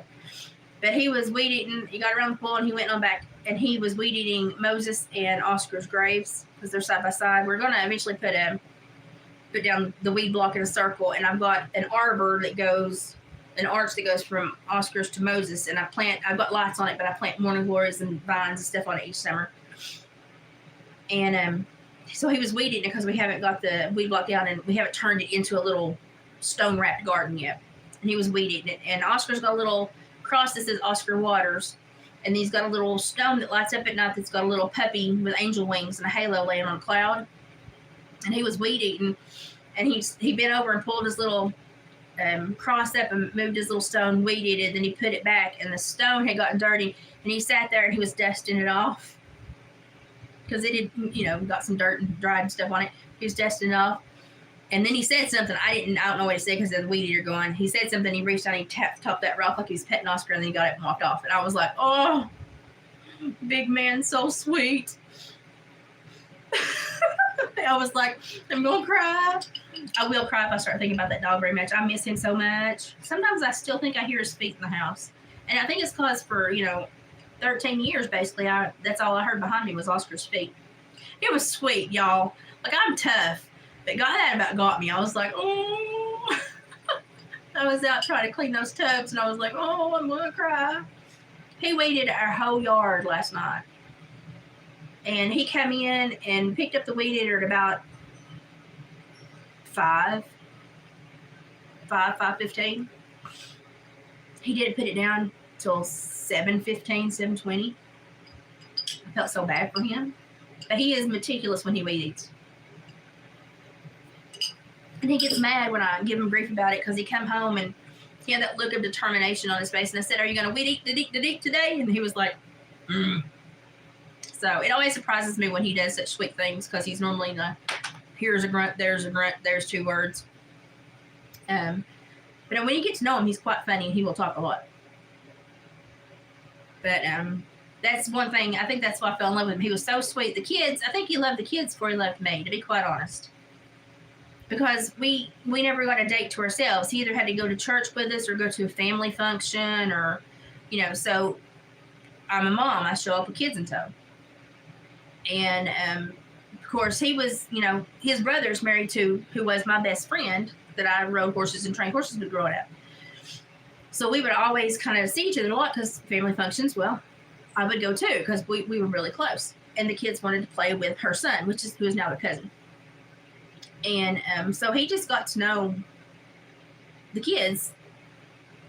And of course, kids, in a family function, they start to identify people. And he would also show up at church to sit with us in the pew. And so the kids identified him as a nice person. He's trustworthy. He's around us a lot. He's with family.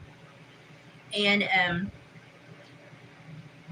I know Haley got stung by a yellow jacket one day. And of course, we were all like running around like chickens with heads cut off trying to find a block of ice to put on it or some baking powder to turn into a paste. Because nobody had chewing tobacco, which I find crazy. And he just quietly got up, walked out of the house, and I thought, where the crap is he going? Came back, and then when I turned around the next time, he had gone and gotten his rescue squad bag, gotten out one of those stingies things, snapped it, and already had her sitting on the countertop, dabbing her sting. It was already numb, and she was going, thank you. And I was like, he beat me to it, dang it. And I had taken him to the fair. I think we went to see the dog show. The kids wanted to watch the dog show. And I had been forced to go to the fair. Like they wanted to go. And I wasn't going to go on a night that you had to pay for, a bracelet to ride because they were not going to ride. They were too little. And so we went on a night that you could get in for free and they had stuff going on. The kids wanted to go to the dog show. So we went to the dog show. Well, David was the deputy at that time, so he was walking the fairgrounds. He was stationed there that night. And I didn't know he was going to be there. He walked up and said hi when he saw us, and I was like, oh, you working? He's like, yeah, I'm working. I said, well, they wanted to watch the dog show or something other. So we pilfered around. I come back by to say bye for the night, just being nice, And Lane he was beginning not to feel well. And he wanted to go home. So we were going to go home. And I had to walk. We parked in Podunk Country. We were like 7 rows back, 20 in. And he was like, how far back are they? It's pitch black. And I was like, well, quite a ways, but it'd be okay. He goes, I'll walk it. So he walked us back there. And then, of course, Lane does this to him. And he bends down and Lane, and he's like, young man needs to use the restroom. I'm going to take him over here. So he took Lane over there. And then here comes Lane running back over there. Got his hat all crooked. He's just like 3.5. And he comes running back. He's like, I'm ready to go home. And then he starts like coughing, sneezing, like allergy sneezing. Bless his heart. He had so many issues when he was little. And he sneezed and sneezed and sneezed. And kids, they just sneeze and sneeze and snot goes everywhere. And David popped a hanky out of his pocket and wiped his little nose and asked him if he's okay. And I was just like, yeah, damn this man. He's like a Boy Scout. And he was like the first night I ever met him, he put that radiator in my vehicle because his brother got held over at work. And that's how we met. His brother sent him to put my radiator in. Because I could afford the radiator, but not the labor because my ex-husband wouldn't pay child support or nothing. So I had to clean timeshares and go to school, and it was horrendous for a while. And then I finally got on at the hospital to do medical transcription, which made it a little bit easier because I was at least in the same town with the kids instead of having to drive so much. But he was just, I don't know, I thought, there I was married for almost 6 years to a man that did not want to be a father, and right here is one that is already in daddy mode. And I thought, why did I pick the piece of crap? I've asked myself that for many years now, and I'm just going to chalk it up to stupidity, naivety. I was not prepared for the real world. I didn't understand because I didn't lie and because I didn't deceive people. I did not understand others' lies and deception motives. And so I didn't give them that option. I thought everybody was decently good because I was decently good. And therefore, I did not realistically, understand, the percentage-wise of the population that I would run into eventually that would not be like me. It didn't register because it's hard to think in that manner when you don't behave in that manner. But now after supervising felons for so long, I think in that manner. And Dave's a good fella. He's a good guy. I don't deserve him. I tell everybody that all the time. I don't deserve him. it behooves me some days why he picked me, because I was.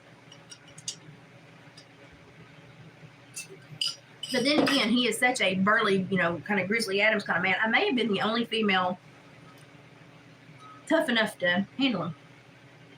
Because when we were first married, we logged together. I like to drive the tractor and pull the logs out. I like to make my tractor do wheelies. He did not appreciate that. I thought it was funny. It was an old tractor. It was a piece of junk anyway. Doing a wheelie every now and again is not going to. I wasn't going to flip over. I knew what I was doing. And he got mad at me when I do that. But anyway, I like to drag the logs out with the tractor. We would stretch fence together. Gosh, we fenced so much my brother's hunting lodge. Oh my gosh, I don't know how many miles of fence we put up. I stopped counting. I was tired of it. You still show me red brand wire. And I still have this feeling in the pit of my stomach like, oh God. That was a job. And then, of course, we hog hunted, we deer hunted, we ginseng together. I was just by his side for everything until I got hurt. And so then we had to revamp our marriage. It took us a while. There was shaky years in there when I was no longer right smack up against his side. And he doesn't do well with my health when it shatters. He doesn't, I don't know if it bothers him or it scares him, but he kind of will pull back. And I don't mind that because I kind of like be given my room to figure it out. But sometimes he just, he doesn't know what to do.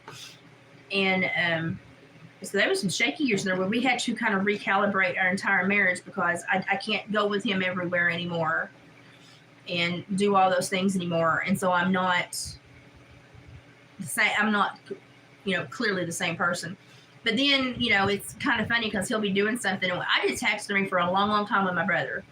And I did a lot more, a bunch of different stuff. I didn't just do, flesh and do fur. I did a whole bunch of stuff for my brother. And so every once in a while, David would come in and go, okay, I'm fixing to do, I'm going to tan this one out for a rug mount, or I'm going to do this specific kind of flesh on this. How do I do that? What do I do? And I go, oh, well, you cut the cartilage bulb, and I'm like, oh, I'm so useful. But I'm not by his side 24/7 like he used to be. And I know he misses that because every time he goes somewhere, he's like, you want to go? But I know if I go with him, he will greatly reduce or limit what he gets to do himself. And I hate to do that to him. So when he traps, he'll set traps like this little inner ring that he can drive.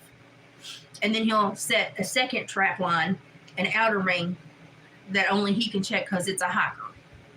And so if I want to go with him, I go on a day, he checks the inner ring because he can basically drive to all those and I can stay close to a vehicle.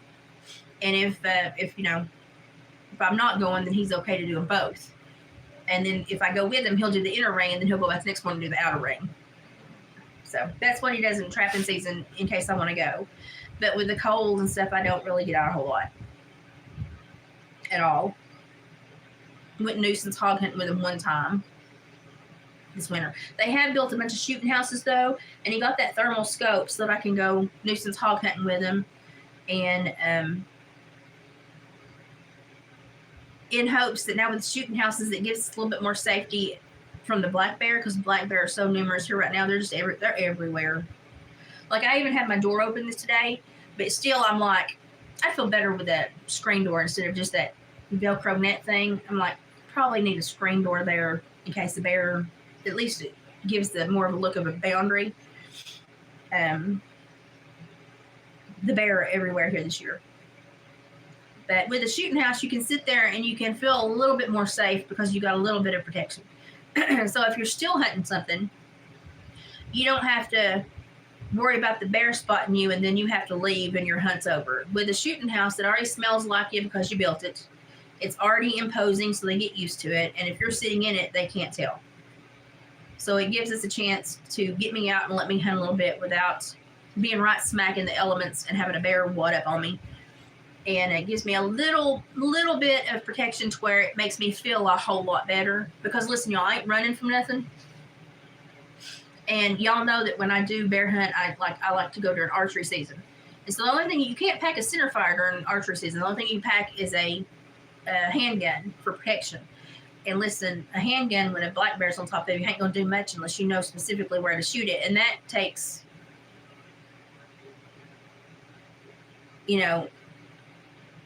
whole dive on how's the bear going to attack, where's his head going to be, what angle are you shooting at, you just don't know if you're going to get that shot. So to have a shooting house around me, it gives me a little bit more. It gives me a boundary, so if the bear comes up the shooting house and tries to get in, you have a little bit of a pause there to where you've got a time to pull off a shot to protect yourself. So, but I do like to archery hunt. I do have a crossbow now because I'm old and decrepit, but I used to compound bow hunt.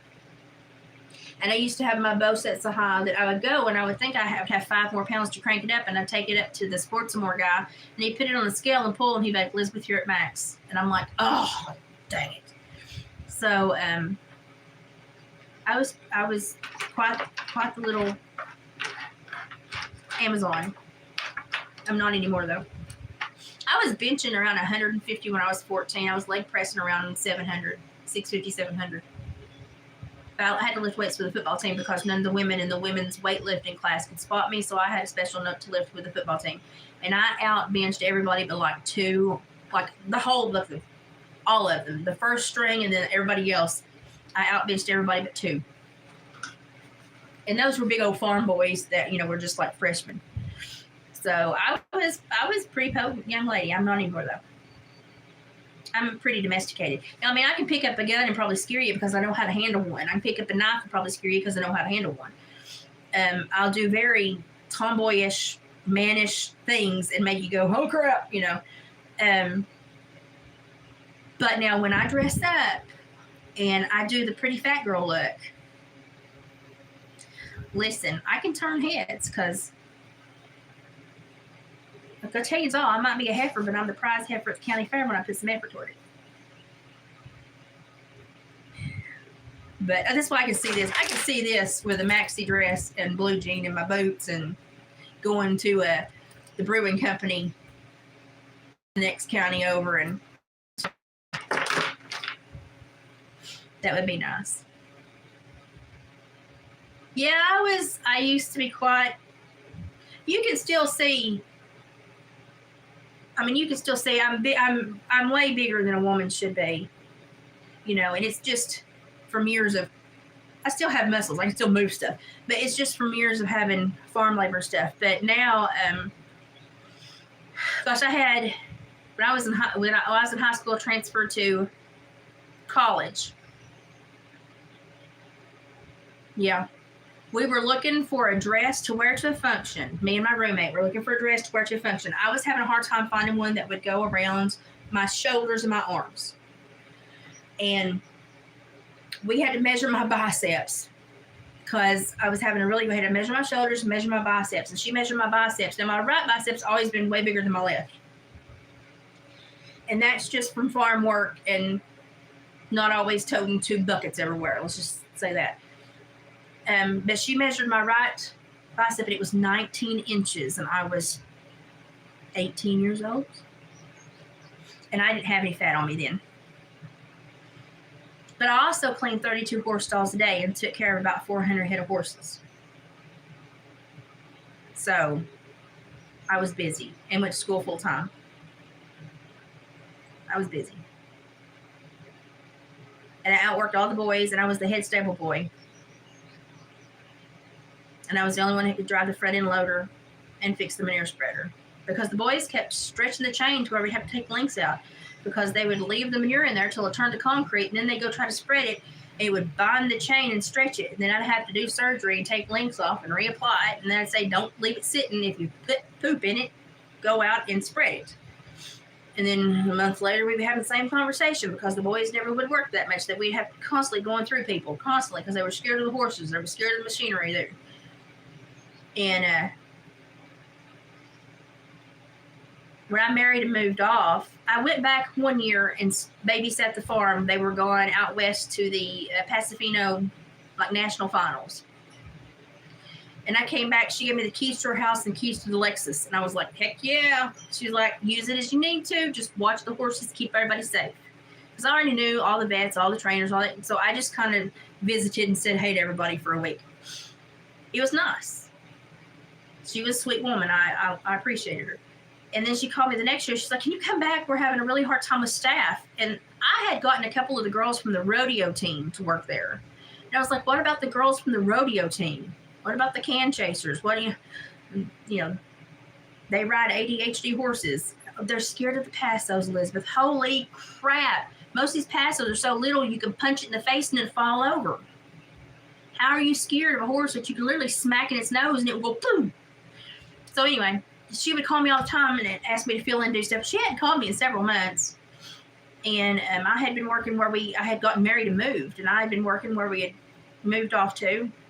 He's about an hour away. And she called and she was like, I've tracked you down because can you come babysit the farm again? We've got to go to national finals again this year. They didn't drive. They air freighted their horses. That's how rich these people were. And I was like, no, I can't. I said, I've been sick. And what I've been sick with, I was trying not to tell her, but she pushed. And I said, I can't. I said, because I've been very sick. And I found out I was pregnant when I was 9 weeks pregnant. And I had to spend a bunch of days in the hospital because I got so sick. My body was shutting down. And we later found out, because I was training a horse. Now, I had went 3 months before I got married to put on the pill. And I was a good girl. Because as fertile as I am, if I hadn't been a good girl, everybody in town would have known it. I'd had way more than just 2 kids. So when I got married, my doctor and stuff was like, you're fine. Your body's synced up. You're good. And the way it counts out, right around the third or fourth week marriage when I got pregnant. Well, what we didn't know until later was I actually got pregnant with twins. What happened was I was sacking out and like starting to train a green colt. And he was a larger, taller horse. And I was doing round pen work. And I worked him for several weeks. We were just kind of taking it easy with him and focusing on some of the other ones. And he jerked me one day just right, and it tweaked my back. And I thought, my body doesn't tweak. I don't have muscle issues. What is this? I was like, ow. Like it put me down in my back. Well, then I got so bad in my back that I couldn't walk. And I started getting really sick. And then the next thing we know, I had some really strange bleeding. So off to the hospital we went.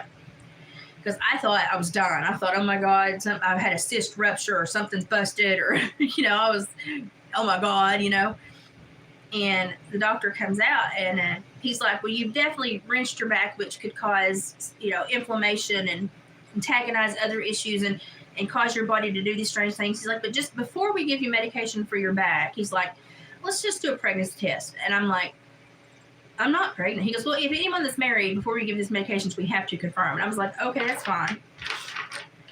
And they did a test. Guess when he came back in, he goes, I know why your back tweaked so easily. He's like, you're pregnant. I was like, no, I'm not. And he's like, oh, you are. And he showed me the test.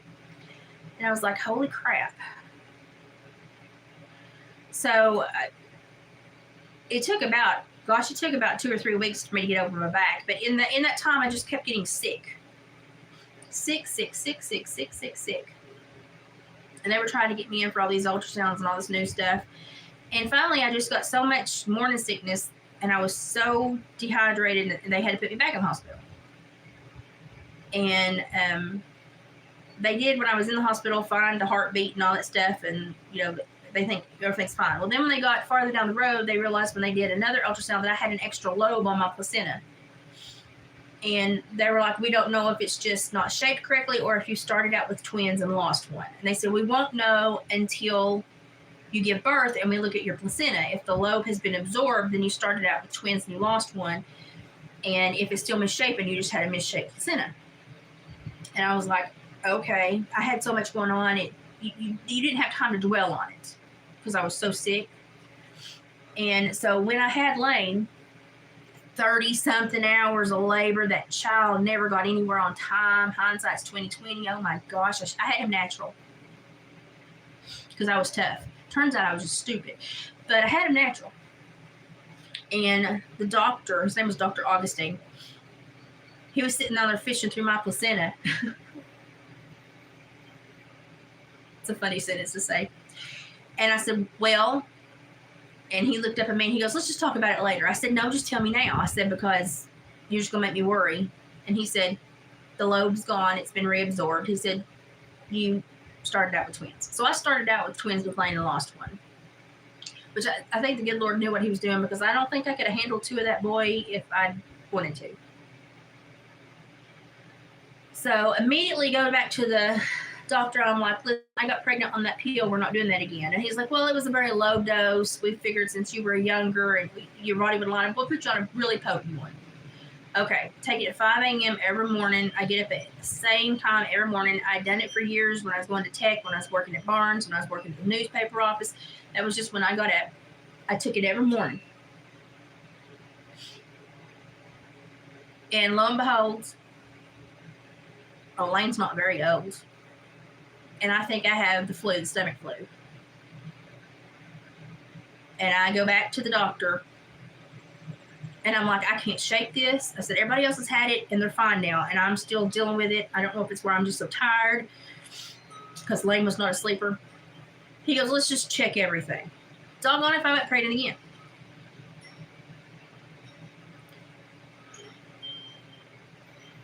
And at that point, I start like really getting irritated, because I'm like, listen here, people. You know, I'm following all the rules. Stop this crap. I was really aggravated because I just had a horribly long labor and delivery. Here we go again. Still excited, to have a kid, add to the family, but it was just like, really right now, it's not a good time. So at that point, we decided that we needed to check everything, because I looked at them and I said, I'll have this when I want my tubes tied. I'm done. I'm not a broodmare. I'm not going to have a kid every year. Stop this. And with the man that I was married to, he was starting to have some behavioral and financial issues. And I knew that we were not going to be able to have any more kids. He was my 3rd child. And I was married. And I was stuck with him. And when I said that at that age, they said, no. And I said, no, my decision, and it's going to happen. Of course, my husband had to approve it. The child, the toddler himself, they had to ask him for permission, which I thought was stupid. But I looked at him and I was like, you say no and I'll beat your ass. But he didn't care. Obviously, he was probably seeing people on the side by then. I don't know. By the time he ran off that secretary, I had already augmented enough of my life to contend with him that it pissed me off that he put me in that position. And it really made me mad. But anyway, had my daughter, Haley. She was only a 7-hour delivery. I was already dilated by the time I got to the hospital. I did get a epidural with her, but it didn't really last that long. So basically had her natural tube. They were going to wheel me into surgery for a tubal at the time, but I was like, the epidural's not working anymore. And they were like, oh, you just think you can feel your feet. You can't. And I was like, well, who's going to clean me up? I'm in this bed. And they're like, well, we're just going to clean you up in surgery. And I was like, I've been laying here for 15 minutes I want to get up and clean myself off. And the lady was like, no, we'll just clean up the surgery. You don't worry about it. And I swung my legs off and stood up to go to the bathroom. And she goes, oh, my God, you can feel your feet. And she goes, cancel surgery. Obviously, I guess the epidural was to go in with something else to do surgery. And then at that time, they couldn't give me another epidural. I guess too much medication. And they were like, reschedule. So I had to wait 6 weeks to go in for my next checkup. Everything checked out good after that. They did a viable egg counts and a hormone panel. That came back and they said that I had, even on the pill, which I was on the pill when they had to send me home to the hospital, I was like, well, we're at least trying something. And my viable egg production was just as high on the pill as off the pill. I am like the 0.03% of the population it doesn't affect, which I guess is why a lot of medication doesn't really affect me. It doesn't work well on me. It has, the paradoxical reactions that they call them. Anyway, they don't respond to me very well. And so at that point, they were like, yeah, we will tie your tubes. Get her in. So I got my tubes tied. The day after, I was at home trying to recuperate, and my ex-husband, my husband at that time, was supposed to stay home and watch the kids so I could rest in bed. But he had an old high school buddy just show up. And he said, oh, can I go to town with him and shoot some pool? And me not wanting to be that wife said, Yeah, okay, but come back soon. Because I was one day post-surgery and not feeling well. 2 kids, small kids. He left early that morning, and I thought, well, I'll be nice, even as crappy as I feel. I'll make, some pork chops and green beans and biscuits and I mean, really put myself out to make a really nice meal. And I did not feel well after that surgery. I did not feel well. I was sore. And I made everybody a plate and left it in the oven. And he never came home. And it was like almost midnight. And he walked through the door. And we had an old dog that we had adopted from the Humane Society. He was out on the front porch. He was the best little dog. And he walked in, he goes, something smells good. And I said, yeah, I was trying to be nice so that if your friend brought you back, he would have food. He goes, well, he left because he knew you'd be mad at how long we were gone. I said, you think? And I took the aluminum foil off that plate, and it was a big plate. He goes, oh, that looks real good. I said, it does, don't it? And I started walking toward him, and I walked past him, opened the door, and I pitched it out to the dog. And I said, he was here all day, you weren't. And I said, I'm going to go lay down. You can find something in the fridge to eat. I was mad. And I had hurt all day. Couldn't take anything that they give me post-op to deal with any of the discomfort because I was there with 2 small children. So you imagine the day I had. I was not happy. So that was like the starting of the downfall of the marriage. So that was when I knew this boy needs a wake-up call, and I was getting rather irritated with his stupidity.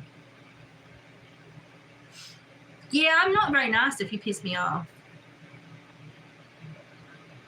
I'm not very nice if you piss me off. I think that's why I work really well with aggressive felons, is because I can get along with anybody, but if you try to pull crap, I'm going to call you on it, and I'm going to give you just as much crap back. So the guys that would like threaten to kill their POs, or they would have people call in and threaten their POs, they would send them to me, and I would sit them down across the desk from me and like, listen, the last time that you got moved because your officer got death threats. If you're going to call in death threats to me, don't do it. It ain't going to matter. I don't give a crap. I chase 500-pound wild hogs on the weekends for fun. Just tangle with me. Let's get it over with. And they'd be like, and I was like, it's not impressive that you can pick up the phone and reach out and touch somebody. Come to my freaking door and get in my face. Or shut up. And they'd be like, and I was like, no, are we going to behave and get through supervision, or do you want to go back to where you get to poop in a glass cube for everybody to watch? If you enjoy that, I'll send you back. And they'd be like, no, I can behave. Okay, that's good. Let's see how long it lasts. So, and then I'd have to work on building a rapport with them so that they would come to me when they had life issues. So, well, I supervised most like the aggravated assault, the murderers, the sex offenders. I had a rather violent caseload. I did mostly parole, but I did some probation if they had really heinous crimes. So I predominantly worked for the parole board, but I was hired by the Tennessee Department of Corrections, but I was basically 90% of my caseload, I was responsible to the Tennessee Department of Parole. Because they used to be combined. They used to be Board of Probation and Parole, and then they split, and probation went to TDOC and parole went separate. So I was a split entity. And then I did interstate compact. So I took all the violent offenders from other states that wanted to move in, and I supervised them.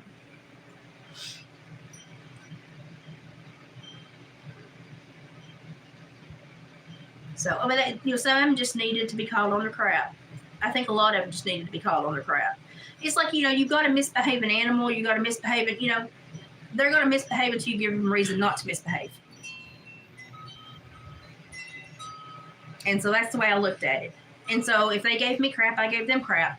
And if they behaved well, then we had no problems. And so they realized that whatever they brought into me was what I was going to give them back. And so most of them straightened up.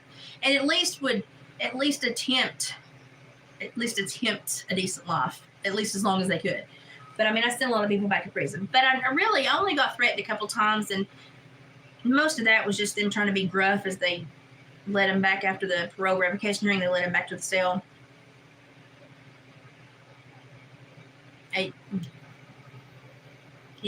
was probably the only parole officer that would go into a prison for a revocation hearing, and when walk down the hallway, would have people go, Hey, Miss Waters, how you doing?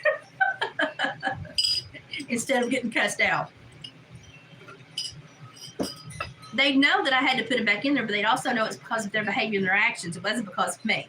They had broken the law. I had just told the parole board that they broke the law. And there you go. And if you get another parole option, we'll try it again, but your behavior and your actions have got to change. And so they didn't really blame me for, they understood by the time they were done with me that it was their own dumb luck and they needed to behave better. So I never had a problem really with anybody. I had a couple of people. One guy that had a shootout with TBI and shot some officers. He got a little gruff with me, and I had to get a little gruff with him. His son is the one that threatened me from prison. He got released last year sometime, and I've had no issues. So I do still get notified sometimes when some of the more dangerous ones are going to get released. If I send them back on a revocation, they'll be like, heads up. And I'm like, okay. But I've not ever had any issues. Yeah, a lot of people seem like they've lost their marbles. Don't seem like there's many marbles to lose anymore. It seems like people are packing less marbles, to be quite honest. That rain's moving in. It's fixing to storm or something. The wind's getting up. I'm going to go and move my patio furniture because the wind's picking up a lot, and check the weather. And then I'm going to try to finish up a crochet item I'm working on. But I appreciate you spending time with me. I really appreciate Sally sending me this box. These beads will be put to wonderful use. I'm going to have to come up with something for her to send back as a thank you. And I really appreciate it, though, because this is a lot of crafting help, especially since Curtis, used to be my bone bead guy, he's retired. And it's been hard to replace Curtis because he was native and did it all by hand and was such a special guy. So I really think that my art has taken a downward turn since Curtis retired because I do not have some of the pieces available to me that I used to have. And I've not been able to find another guy that carves bone that has Curtis's hand skills. I just haven't. Sally's sweet. Ophelia spoils me a lot. Ophelia's sweet. Y'all have really been, wonderful. I don't care at what time I post one of David's videos. Denise comes out and always loves his videos. I mean, I've got people that I know yins by your screen names. I may not know your face or know you in person, but I know you by your screen names. And I do see you often enough to kind of know behavior. And I have a really awesome group of people here, and I really appreciate that. Y'all see some of the caliber of people that come in when they push us out to the algorithm. The world is not a kind place anymore. It's not at all. People get on here to kind of let their cannons loose because they can't do it person to person anymore. They don't believe in having interpersonal conflict and trying to work it out. They just take it out on somebody else. And so the safe place is to get online and be a turd. And we see people's behavior firsthand here. And it's nice to know that you can still get online and find a really good group of people to spend time with that still have rules in their brains and still have a group community feeling and vibe to them and want to get to know people and spend time with people. So it's a really positive thing. And I appreciate this. You don't see it on a lot of channels. Even the channels that have the big sub numbers, you don't see it. You don't see it.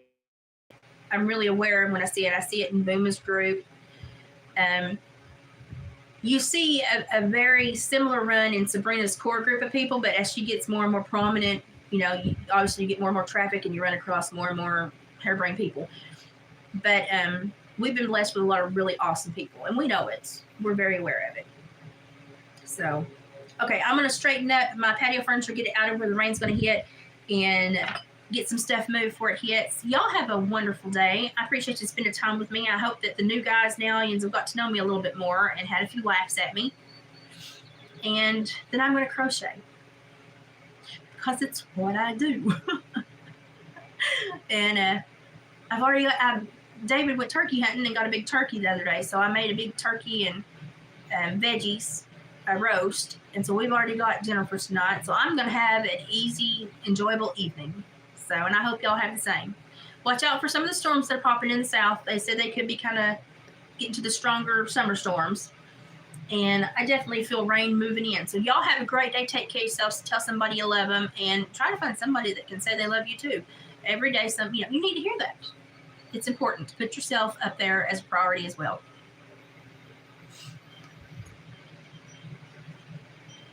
she doesn't really contradict. She brings a lot of information, and trying to always understand it from her technical point is difficult. It's difficult for me because my brain is not a technical brain, and that's why we like each other so much, is we think totally different about things. I look into the natural world, and I look toward the animals and Mother Nature. She looks into the technical world, which I'm not good at. And I had to learn around a technical curve because I did not have a technical brain. And so a lot of the words that are used in the technical terminology, they mean completely different things as it's applied elsewhere. And so I had to really look into the whole engineering vocabulary kind of aspect of talk before I started to really compost a lot of the information. And I started having to do a lot of research. I mean, there were hours and hours a day that I would research to try to understand what she was saying, because I couldn't just sit there and understand it. There were gaps that I did not understand. And I didn't want to just make a leap of faith, because I'm not that person. I like to go and make sure I'm making the right leap. And so probably the first whole year of our friendship, I was playing technical terminology catch up, because she would speak about something and use a word that I would not have used there. And then we would realize that that word in a technical sense meant something very different than my biological sense as far as Mother Nature goes, or the natural world. And so I had a huge learning curve, and I had to put that burden on me. It's not her job to teach me. It's my job to teach myself. I'm an adult. And she was so far ahead of me in this technical terminology and this understanding that I had to play catch up for a long time to where I could get to where I could hang on. And I still do this. I'm still way behind her sometimes. Then I'll get caught up, and I'll get way behind, and I'll get caught up. And so, I don't understand everything she says the first time through. I have to sometimes take it apart and go and research. And that's an important part of comprehending. That's the comprehension that the government doesn't think we have anymore, the capacity to go and research ourselves and educate ourselves and put our own wrinkles in our own brain. They think we have to be force-fed, or at least fed, somehow in a docile manner, information. We don't. If you're mad, you can go and get it. You can go and read it. You can go and consume it. And so I had to really put the burden on me to understand, because I would hear things and go, I would not have said that. And then I would be like, well, maybe I'm misunderstanding. And I would go and research, and I had been misunderstanding. But it's because I think in this manner, she thinks in this manner. And while it may look as a weakness when we're together, it's a great strength, because then we both go, okay, well, over here this means that. Well, over here it means that. Well, how's a better way to say this to everybody? So some of the best videos she's done for me, for my consumption, has been after we've spent maybe a week or two together when she's visited, and she's kind of seeing my path. Then for about a week, I can almost hang with her because she's kind of in my world. She's gotten used to talking to me for a week and a half. And then she'll go back to her technical, and then I have to play catch up again. But that week or two after she visits me, I'm like, yeah, I can understand. But now I know it, because we've done this enough now. I have about a 7 to 10 day gap where she's still kind of in the mindset of talking to me for 10 days. And it will eventually fade as she gets back to her normal, regularly scheduled programming, but I have about a week gap there where I'm like, I understand her. She still thinks she's talking to me. But then, but she's just, the capacity at which she can consume, digest, and spit it out for somebody else to take it back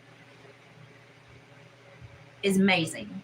And when she's here, she spends almost every waking hour doing research, reading, listening to podcasts while reading. She will listen to something at 3 times the speed while she's reading, way faster than I could ever read. And to watch her work is kind of like, how do you do this? How do you listen to that, pay attention, and absorb it, and tell me what he said while you're reading this, or you're flipping through, something else? How? Because, I'm pretty good at 1 or 2 things, but I'm not good at amping up the speed and then doing 2 or 3 things. So the things that she does is they're almost amazing. I will say that when people get mad at her, because the only time that she will contradict herself is when she's had to lay out a plan of like these classes, lay out a plan of, I want people to attend, it's free, come see. And then all of a sudden we have the wrong people will take it as an opportunity to do the wrong thing. Instead of going to biofield training, they think, I'm going to go and shoot my sob story and and get, take her aside and get 3 hours of her time. No, you're not, because she's going to have, a lot of people there that she's, basically said, yes, I will teach you this. I will help you understand this. I'll help you practice this for these 2 days and then send you back home. She's not going to not do what she said she was going to come there to do. A lot of people got mad the other day when she said, it's not a targeted individuals class. It's not. It's not. When she's doing these things online, I don't send her messages and tell her a specific sob story about a specific time, when I had a specific feeling, when I need specific feedback. I never do that to her, because everybody else does that to her. And I don't want her to, when she sees a message from me, I don't want her to ever be like, oh God, it's going to take me a year to, I want her to be excited. It's going to be a short burst of check on you, how you doing, how's the cats, how the kids, home life, things that friends talk about, because that's what I want to be to her. I want to be a friend. Now, when she visits, when we have time, we go into some of those big conversations. But on a daily, I don't do that to her. So if I don't understand what she's saying, I got to go dig just like y'all do. And if I go to a function or, and I'm with her, I don't take up her time. She's stressed. She gets threats. She gets harassed. She has her family talked about like they're horrible. She's had to put up barriers and boundaries that a lot of people in life would never even have to consider. And it's been difficult for her. And so sometimes she thinks she can go out and do these classes and it's going to be a calm, great evening. And then, one or two people can ruin that. And let me tell you, from being a group clinician, you can have a great group of 13 kids, and one kid with a bad attitude can ruin that group for every freaking body for months on end. You can have a group that was going so well and everybody was learning and everybody was growing and getting new skills, and then you get one kid that can be a stick in the mud and be a total asshole, and he will stop 12 other people from advancing because he wants to have a problem today. Your problem is not my rock to carry. It's not my burden to bear. It's not my cross to pack, and it's not my number one priority when I get up. It's yours. It's yours. And you should be, if you have a problem, you should be spending every day you're awake taking care of that problem, not trying to pull people in to deal with it too.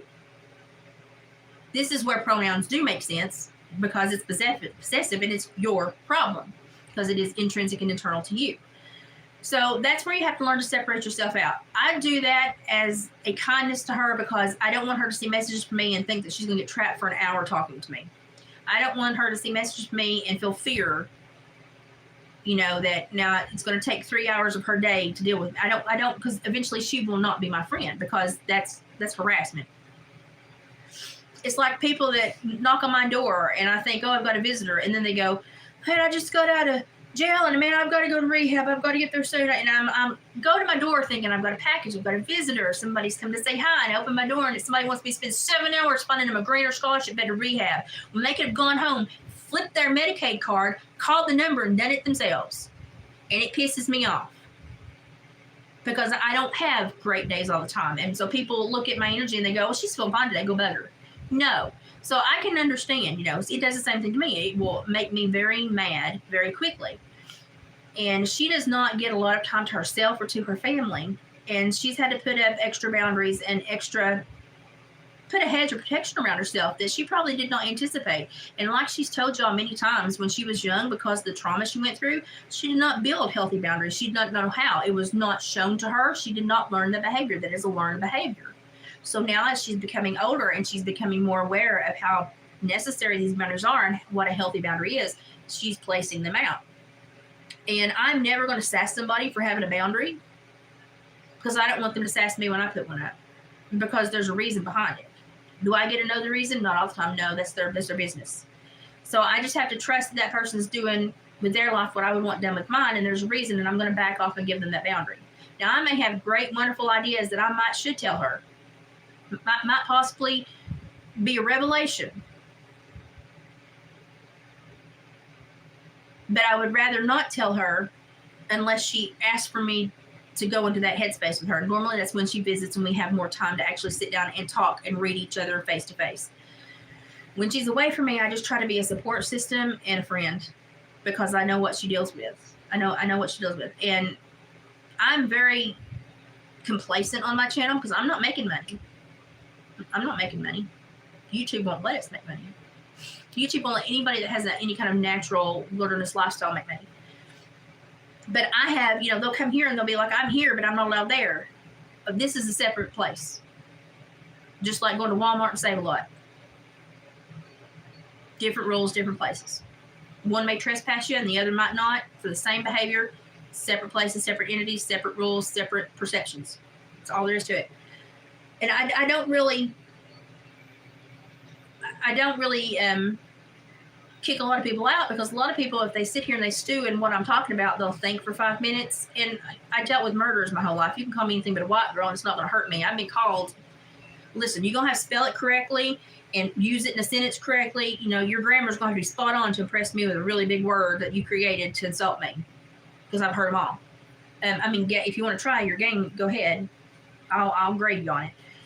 I don't grade on a curve. You got to do your work. But it doesn't bother me. But I grew up as a child that learned how to set boundaries. And so it doesn't bother me. She did not. So she's now handling stuff at this age that I handled when I was back here. But technically, she handles stuff here that I'm here handling. So we're all on different spectrums in so many different ways. We all have different ideas, perceptions. And at the end of the day, sometimes I can be a bitch and not know it. And sometimes I will put myself in a place that is not mine to please, not mine to presume they want to listen to me, and I will maybe get a little bit too much of a handhold in a place that I shouldn't get a handhold in. I will be too prominent where I wasn't wanted to be too prominent. I will be too loud where they didn't want to hear me. And somebody will have to go, shut up. You don't act like that here. And I needed it. I needed to be reined in. Because I got a little full of myself and I wasn't thinking about the parameters of the group mentality of the person that set this up. I was thinking about me. And so anytime I go into a group format, I think about that. And she's handling a lot of a group format. So when I deal with her, I think about that. And I just want to be a friend, supportive, constructive, positive. I don't want to bring another problem on her plate that day because I know what she's handling. And it's all about self-policing, self-regulation, and taking a look at your behavior and how you interact with others. And if you're having a repetitive issue, look hard. Because it's very rare that multiple groups or multiple facets of, multiple different types of people are going to call you on the same behavior unless it is a valid issue. I've learned that very well. If I hear something about me in one group, like a church group, and then I hear something about me in another group that's a secular group, I'm like, well, that must be real behavior because both sides have called me out. I need to look at myself and see if I'm really doing that. 9 times out of 10, I really am, and I need to stop it. So it's just, self-policing, self-regulation, understanding the dynamic you bring, the energy you bring, and if you're bringing a problem or a possibility. Because Sabrina brings us a lot of possibilities. But almost 99% of the people that watch her, they want one thing. They want one problem fixed. And they don't understand that it's their problem. It's their body. It's their biofield. It is their internal function. It is how they speak and register and learn to harness and control the energy and magnetism of their body. And that is not something that someone externally can fix for you. And she can tell you almost all the parameters around it, how it's affecting you in the world, and what they're changing that's going to affect you even more. But she can't reach into you and fix your body. And it's really difficult for some people to understand that.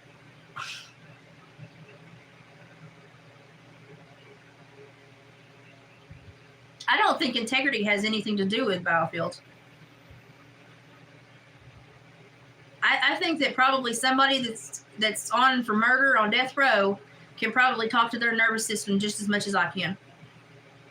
And to be quite honest, they've been more primal at times. They may have an easier time because they've pulled back from society, thrown those hindrances off, and dealt with themselves in a very primal manner. And so they've touched that core. They know what they're capable of, and they've met their dark side and light side, and they know the energy that works within them. They have a whole different perception of themselves than we do. And I think sometimes that's when I would have huge success with my murderers. Why? Because people that do bad things, they're very aware they're doing bad things. Very aware. And they know that that's the bad thing they have to change. And so if I can get them to understand, bad thing, you see it, that was a bad thing. Yes. Okay, if we can both see this bad thing, then we know exactly what they don't need to do. But if you don't understand you're doing a bad thing, or you're doing something that is not helpful, or is diminishing somebody else's reach, or I can't make you understand that. I can't. All it's going to make you do is become angry, more hostile, amped up, and it's going to breed more bad energy. So I would almost always take somebody that's already had a touch of that primal instinct, because I can tell them everything about energy. They understand. They understand.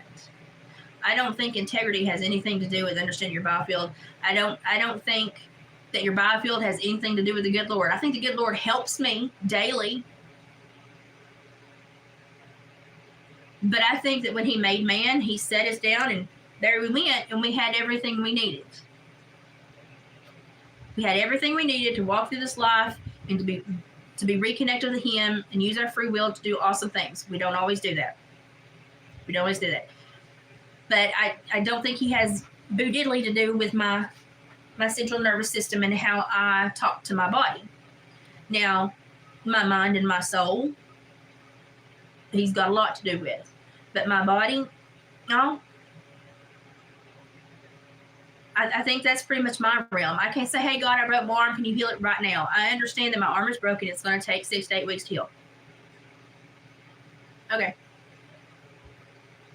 And I'm not mad because I understand that, you know. But a lot of it is about understanding, you know, why people have limitations, boundaries, understanding communication, and when you have a differing origin of understanding. She's a technical person. I'm a natural kind of homeopath person. We that may be why you do really well in here, but you struggle in there. That may be why. Well, the armor of God is integrity, but that's armor that he places on you for your soul. What God's after is your soul. I don't think he cares boo diddly about my pancreas, my belly, my digestive system, my knee, because it ain't going to glory. My soul is. The rest of me is going to rot and go back to this earth. And I don't think he spends any time worrying about my knees or my toes or my scraped, you know, elbows or my poor split fingers. I don't think he cares at all. I think he's concerned about my soul. And but here's another thing I do when people have these big, huge talks about religion. A lot of people want everybody to see God the way they see God. I've never been that way. Why have I never been that way? How in the world can I understand God? I can read his word, and I can talk to him, and I can build a relationship with him. I don't know if I'm understanding him correctly until I die and meet him. And I'm sure I'll get smacked on the head for several things I've done down here. I'm waiting for it. But what I can do while I'm sitting in here as a human, a very minimally trained, minimally educated,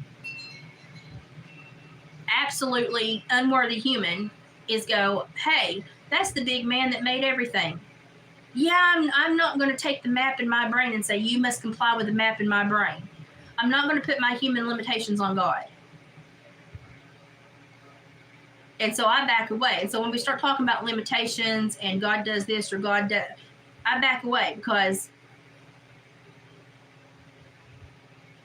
everybody's seen something in life they can't explain. They've seen a miracle. They've seen something that, defied science. I'm not about to go into that realm and tell you God did something, did not do something. But I can sit here as somebody that's been very sick for very many years and has been somebody that's been very devoted, trying to help people understand that they have a heart, they have a soul, they need to talk to the Lord, they need to change their lives, and they need to do it based on what they feel they need to do when they talk to God too. Not on what I tell you, not on how I feel. You don't pray the prayer I say. You get down on your hands and knees and you talk to the Lord and you repent. And then whatever happens, that conversation is between you and God. But when you stand up, I can't tell you who you are. I can't tell you if God reached out, touched you or not. That's up to you. That's up to you. There is so much that we think we have sight upon as humans that we are actually blind. And we don't understand it. And a lot of it's because we want to see maps, we want to see sense, we want to make sense of things that are in disarray. We want to line it up and make it look as something that comforts us, something that we can understand. And there are things in this world that are not going to do that. And I just back away because I'm not about to put my limitations on God, and I'm not about to shake my head and agree with 50 people I don't agree with, because we're all surrounded in the same building that morning, and I might feel strange. I don't care if I feel strange. I feel strange everywhere I go. I don't belong here. I know I don't. So it doesn't bother me.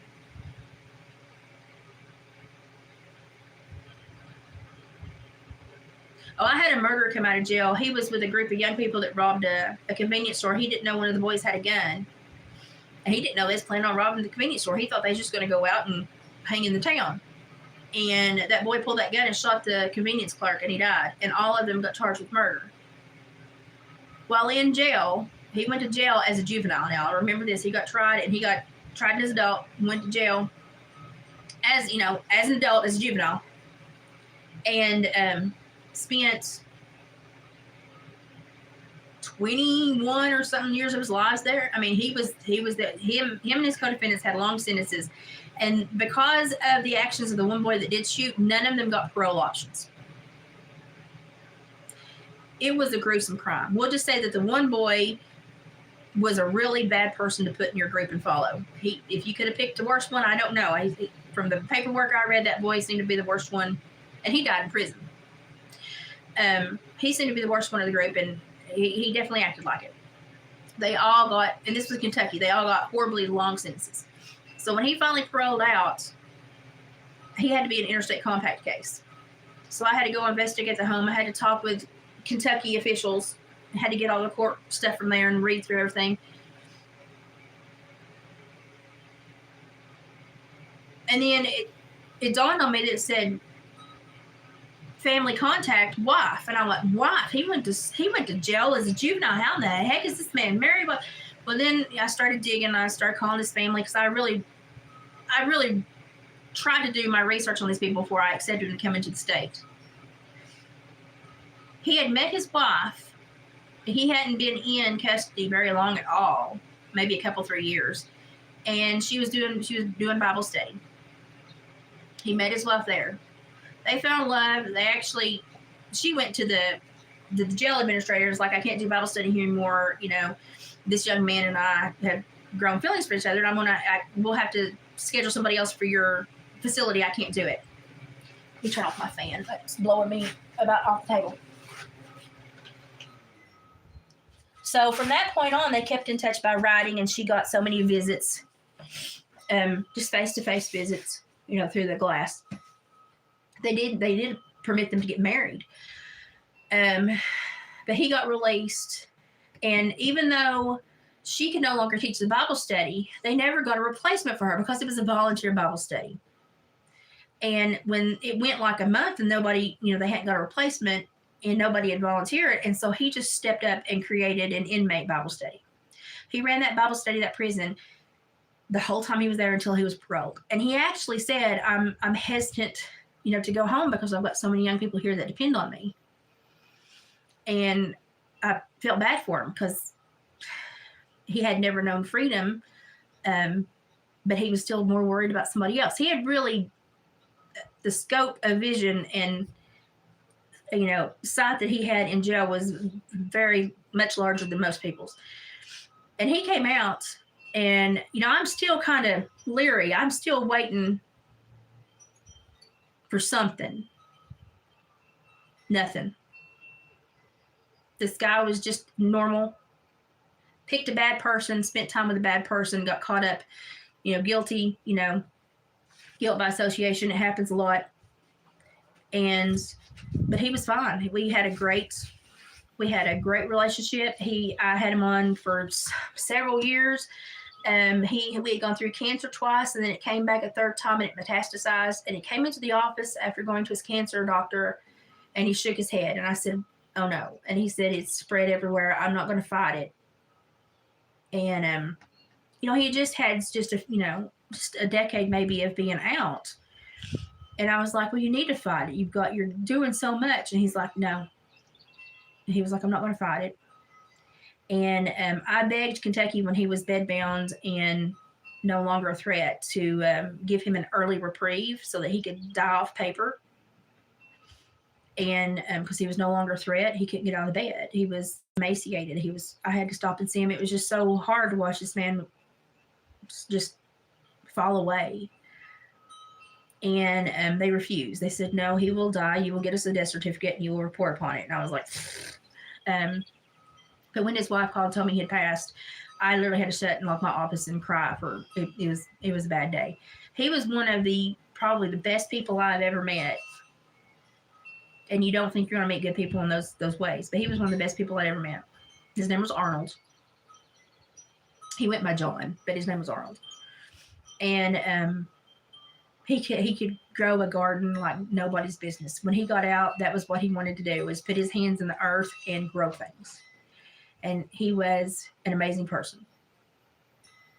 So if I had put my limitations upon him and put, and pressured him with those, it would have weighed down what he thought he was capable of.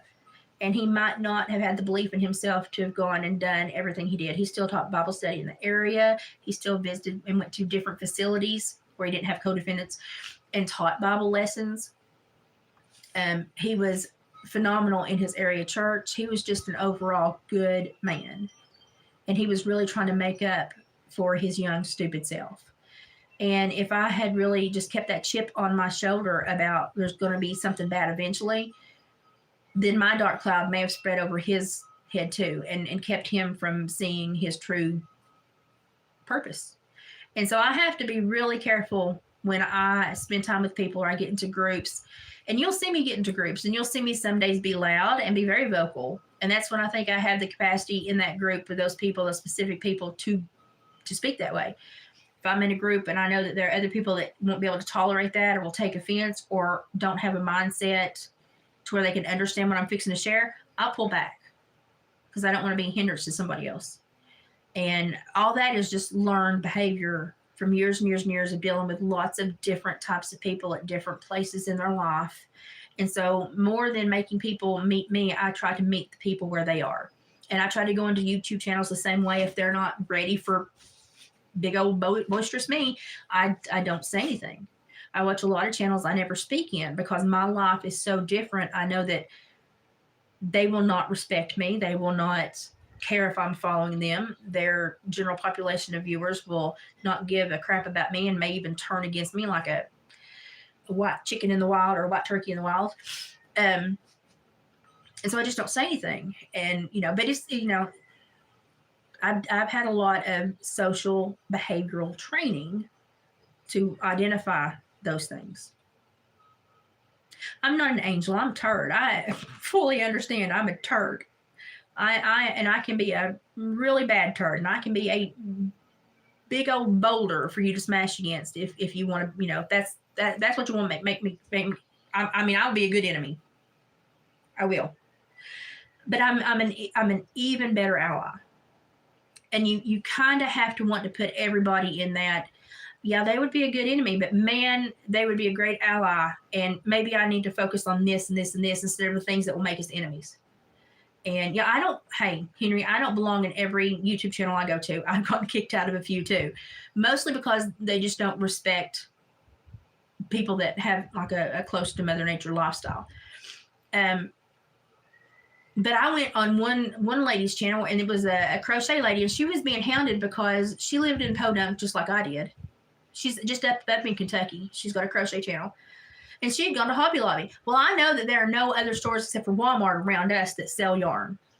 And so when she set out to go to Hobby Lobby, I know that she had probably traveled an hour or more out of the middle of nowhere, Kentucky, to go to Hobby Lobby to purchase that yarn. It was expensive yarn, and she probably had no other options except for Amazon or eBay, and God knows where the yarn comes from. Then you don't know, and you don't get to touch it before you buy it. So I understand. Go to Hobby Lobby if that's all you got to go to it. I don't care.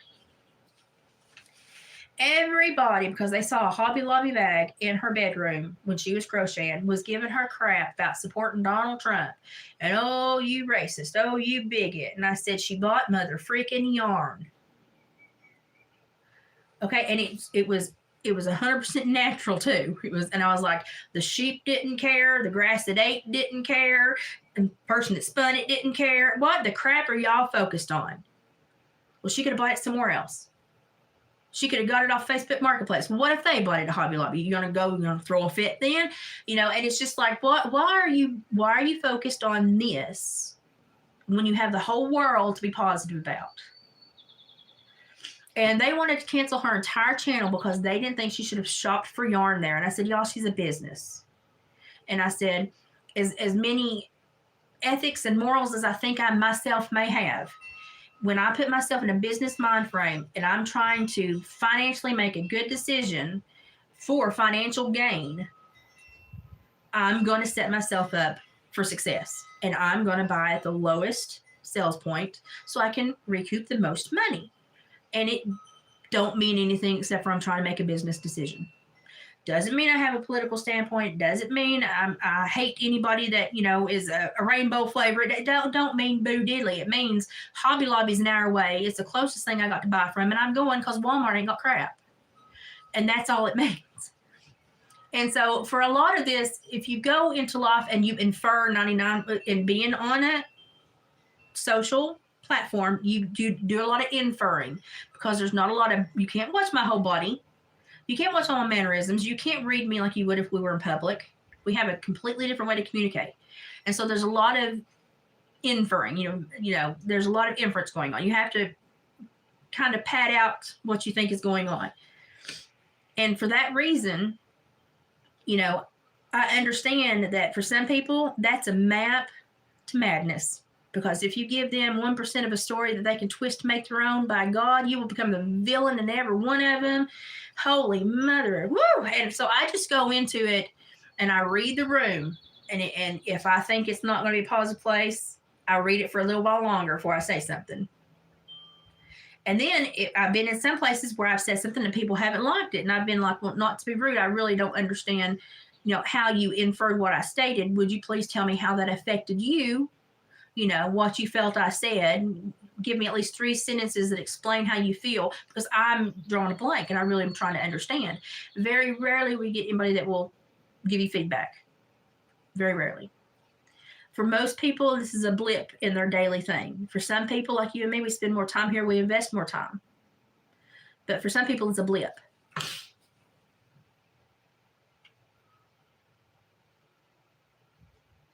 Well, if I'm making a financial decision for my business, I'm going to make a financial decision. And a lot of the stuff that they've created about where to buy yarn, if you're in the yarn population, a lot of this crap they're making up about the yarn is, if you buy yarn from Hobby Lobby, you're a die-hard Trump supporter. No, it means that Hobby Lobby is the closest place to buy yarn that I have. If I want to go somewhere else, I have to drive 2 hours instead of 1 hour. That's all it means. It means that I need to touch the yarn before I buy it to make sure it's what I need for that project. I need to read the composition. I need to know exactly what it is. That's all it means. It means I don't have anywhere else that I can get that capability. Now, if I've bought a yarn and I like it, I'll write it on my list of liked yarns, what I can use it for, if it's amigurumi or if it's clothing, and I put it in my little book, and then I know I can go find it online cheaper if I want to buy it again and I don't want to drive an hour. But like as a financial decision, a lot of what people think, that's how I base that decision. Now, other people will look at it and go, she's supporting him. She's saying that. She's giving that place that hates all this other weird people grief. She's not an ally. She's against us all. And then they'll turn the hate on, because in their mind they've now got this huge storyline that rather than trying to save $2.99 a skein, I'm a monster. And let me tell you what, you can make anybody into be a monster. I'm pretty sure that Mr. Ed, Patty Duke, they could have been monsters to some people. I mean, people, if you give people 5 seconds and one sentence they don't understand, they're going to come up with a reason why they don't like you. And I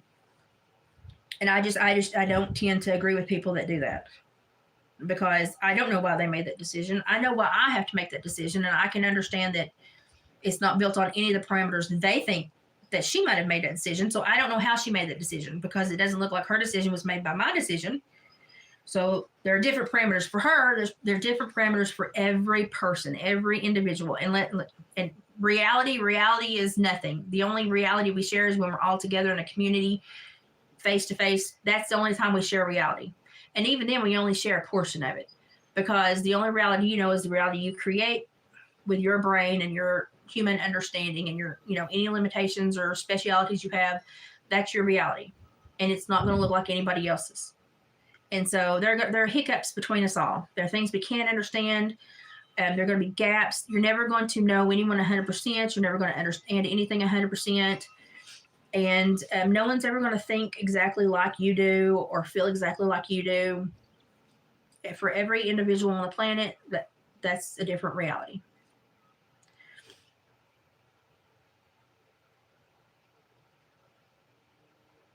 So, I mean, it's just, you have to be so aware. And that's why I say, instead of being aware of others, it's so much more effective to be aware of yourself.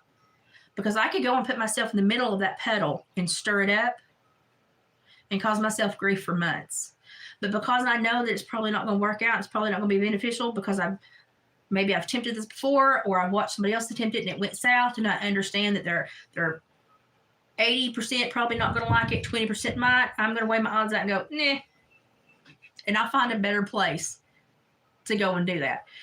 And because I want to be able to come here to learn what I want to learn.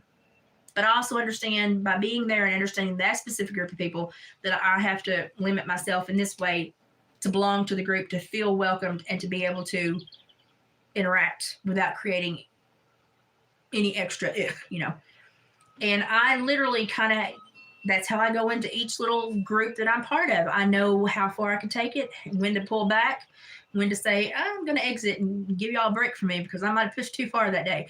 And that's on me. And if everybody in the world did that, the world would be a much better place. The world would be a much better place.